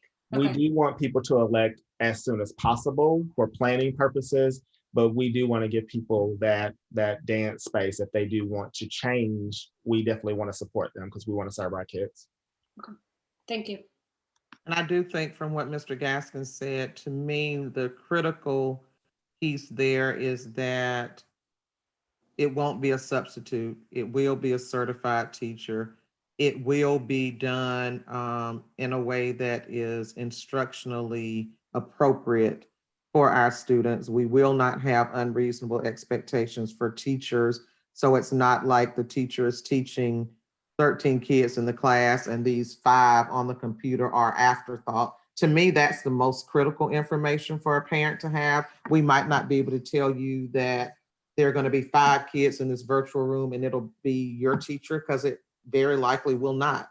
But like he said, it could be a blended model where the example I used with TAB, it could be 5 kids in first grade from J.J. Harris and 5 kids in first grade from Fowler Drive together with one teacher. To me, as a parent, the most important thing is to know that you will have a certified teacher working with your child, and that we're not getting babysitters for the children that are at home. We're going to have someone who is qualified in that content. Is that accurate, Mr. Gaskins? That's correct. If I may share, I'm involved now with tutoring a different, this is my great nephew and he lives in a different county, but he is doing Georgia Virtual, and they have excellent teachers at Georgia Virtual. But the thing that this 6th grader is truly, really lamenting and missing is the connectivity to his peer group. And so one of the things that I would ask us to do is create a virtual homeroom so that they at least have somebody that is connected back to their school that they can talk to and have an experience with.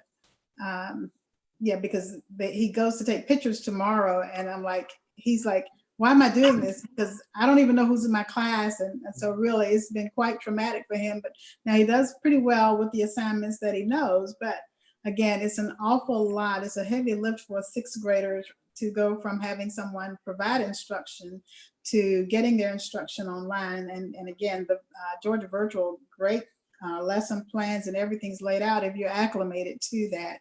And so part of our hurdle has been getting him to acclimate to, going to that source to get his information. So that's one of the things that I don't think I thought about in all of the readings that I've done about the virtual learning, is the child's loss of a connection to their home school. And our counselors and our social workers, psychologists, will be providing social and emotional support. They have been doing that, and they continue to be available for our students who need that. So they will do that upon return, but they're also available to support any student who may stay in that virtual environment, or our high school students who are still in that virtual environment who need that support. So please, encourage your family, friends, community people to take advantage of those resources as well. And yes, the Career Academy and Classic City are considered high schools. As of this time, Foothills is still virtual. They have not returned because they use our facilities and they're adhering to the guidelines that we've set for our schools.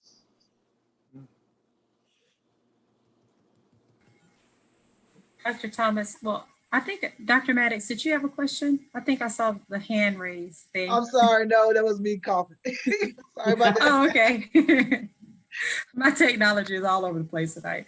I did have a question that you may have already addressed when I was off, but with the face-to-face, when students return face-to-face, is there a set number as far as like classroom size, or is that in the process of being determined? I'm just sort of thinking from a perspective of budgeting, like trying to anticipate what might be some of the issues that we can anticipate as a board.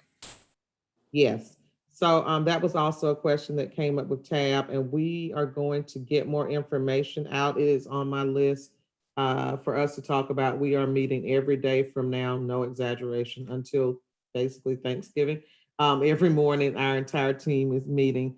However, one of the things that I shared with them was that we're also looking, Nurse Rourke is working with DPH on some creative ways to address that. So like they've suggested, maybe even having students groups. So if you have, let's just say 15 kids there in a class, put 5 in one group at a table, go 6 feet, put another 5 at a table, go 6 feet and put another 5 at a table. This is just an example. I'm not saying this is what we're doing. So as that becomes a topic on social media, but this is an example that they gave. And by doing that, if there happens to be an incident, then at least just those five kids would travel together when they go to lunch, to pick up their meals or whatever, so that you could at least minimize the contact group and then spread out in those classrooms. That's just one example of some of the suggestions that have been offered through DPH. So in that class of 15, if something were to happen, then only 5 kids would have to quarantine versus all 15 of those kids having to quarantine. So those are some of the examples and ideas they've given us. We're working with different districts and agencies to continue to explore some of the best practices. I've heard people say, let's go outside. It is starting to get cool. Yeah, we could get heaters. What do you do when it rains? I mean, it's just so many of those things to consider, but we are working with getting information from districts all the way up from Hartford, Connecticut to New Orleans to Florida, just trying to explore and see what are some practices that have worked best, and particularly being inclusive of DPH in that work. And we will be able to get more information out about that. And again, it'll help us knowing what those numbers are like, but still we have to be prepared for that. So we're looking at possible scenarios. Okay, thank you.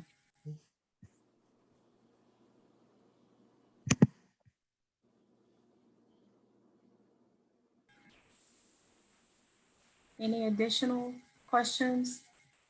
That concludes me for tonight. And if I could just add in there real quickly, I am going to be formally requesting a special called meeting to address the school reopening, because I believe a lot of questions are there from the community, and a lot of confusion is also there, and also to discuss community needs during this time that that I'm really seeing out there. I know a lot of people in the community are getting in contact with me about. So I really believe that's something that's going to have to be in a setting of its own, of a special called meeting where people can ask questions beyond just today. So.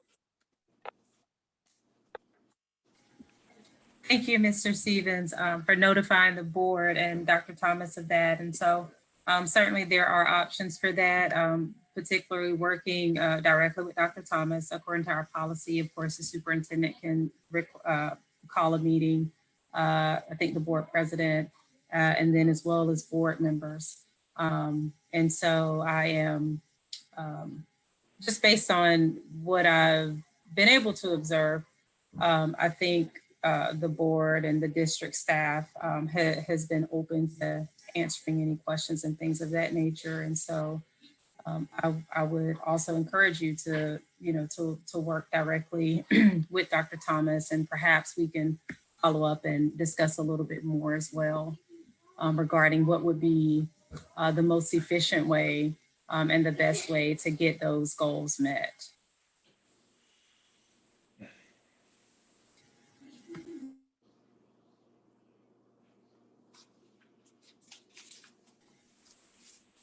Additional comments and questions?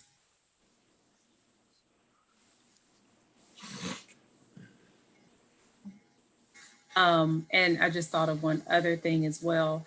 From my understanding, I'm linking back to Dr. Maddox's comment regarding like communication and things of that nature, as well as what Dr. Thomas shared. And I do think we can anticipate getting weekly information and updates, and in hopes that that will address some of those communication concerns and things of that nature. And that's not to minimize your request, but I did want to be sure that I reiterated that as well. And Dr. Gant, that we've said we will be having community meetings. Schools will have community meetings in their neighborhoods where they can get questions answered, and we will be looking at ways to also do some town hall type forums to get information out. Yes, and so this may be a way, and it's sort of related to our conversation, maybe last night, like I know we didn't resolve town hall stuff, but my point is it may be a way for some collaborative efforts between, the district and board members in a way that reaches the goal. There may be a variety of different ways that we can support the district as they are having those town halls by either attending or what have you. But certainly perhaps additional communication around that would be useful so that we can meet the goals, of course, of sharing information, but then also listening to community members, and then also not doubling the work, and the conversations, being sure that the information is getting where it needs to get.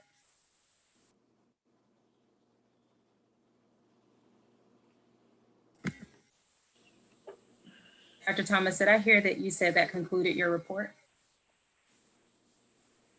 Okay, so we'll move forward with item number 8, which is these are our policies, regulations, and exhibits that are going to be posted for 4 weeks for public comment. Dr. Yeager, I'm going to turn the floor over to you.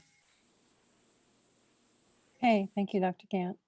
So we worked through these in the work session and lumped them together as one action item, and I did not get any questions this week from anyone, so I'm hoping that everything's clear and we can just move forward. There are 35 policies. Most of them are D policies, which are financial policies, and K policies, which are community interactions. So hopefully everyone had a chance to look through, and we can just have a motion and move forward. I move that we place these policies out for 4 weeks comments from the public. A second. Thank you, Mr. Worthy and Mr. Davis / Dr. Maddox. Okay, Dr. Maddox. Just for the record, any follow-up questions or discussion? Yes. So as these are out for public comment, if there's just a minor change, we can just send that, or do you want us to post that in comments or send that directly to the committee? Dr. Yeager, do you have a preference there? Minor comments about the policy changes? Or wording change or something? Yeah, you can send them to me. Thank you. Okay, Dr. Thomas, if you would take roll for all of those in favor of posting the policies that are listed in items 1 through 35, those 35 policies up for public review. Mr. Davis? Yes. Mr. Stevens? Yes. Ms. Davis? Yes. Dr. Yeager? Yes. Dr. Dykeman? Yes. Mr. Worthy? Yes. Dr. Gant? Yes. Dr. Knox? Yes. Dr. Maddox? Yes.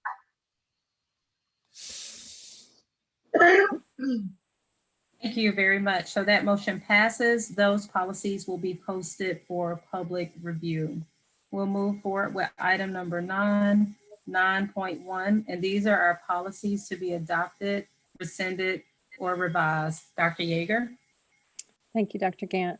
So there are 8 policies. These are finishing up the G policies, which were the human resources policies. There's a couple of superintendent policies and 1 pair of J policies. These went up for public review. We discussed them last month. There were no public comments on any of these policies, so I would recommend that we adopt them as amended, revised, reviewed, or rescinded. There's 8 of them. I so move. Second, Second. Okay, Mr. Davis made a motion that we accept these. Ms. Davis, I think I heard for the second. Any questions or follow further discussion? And just so the public realizes that we have some policies that are going to stay the same, and they were just reviewed and they'll get a new date stamp.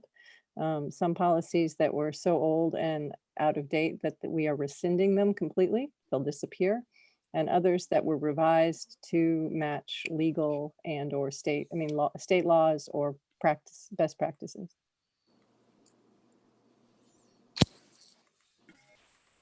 Okay. Thank you, Dr. Yeager. Dr. Thomas, if you would do a roll call for those in favor of the listed actions for items 1 through 8. Yes, ma'am. Mr. Davis, Yes. Mr. Stevens, Yes. Ms. Davis, yes. Dr. Yeager, Yes. Dr. Dykeman, Yes. Mr. Worthy, Yes. Dr. Gant, Yes. Dr. Knox, Yes. and Dr. Maddox. Yes.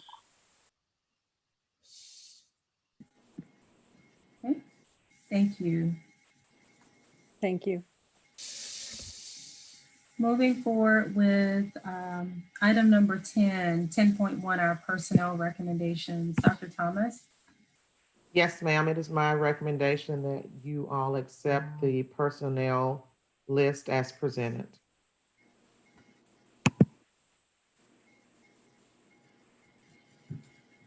For some reason, in my view, I feel like this is shifted, but I don't see the document. Maybe I'm overlooking this. I see the page that says it's there, but I'm looking on the shared screen, so I'm not able to actually open it. I do not. I have Executive opened it. content. I have. That's the opened it. problem I had last week, but I've It's looked at it. there. I have it. Where Okay. is it, Ms. Palmer? It's under executive content. It's not public yet until it's approved. So if you've lost connection, you may be viewing it as public and not able to see the executive content. Okay, because I was thinking that it was there initially, and it's just that when I click on it now, it's not. But okay, I've got I just it. wanted to. Okay.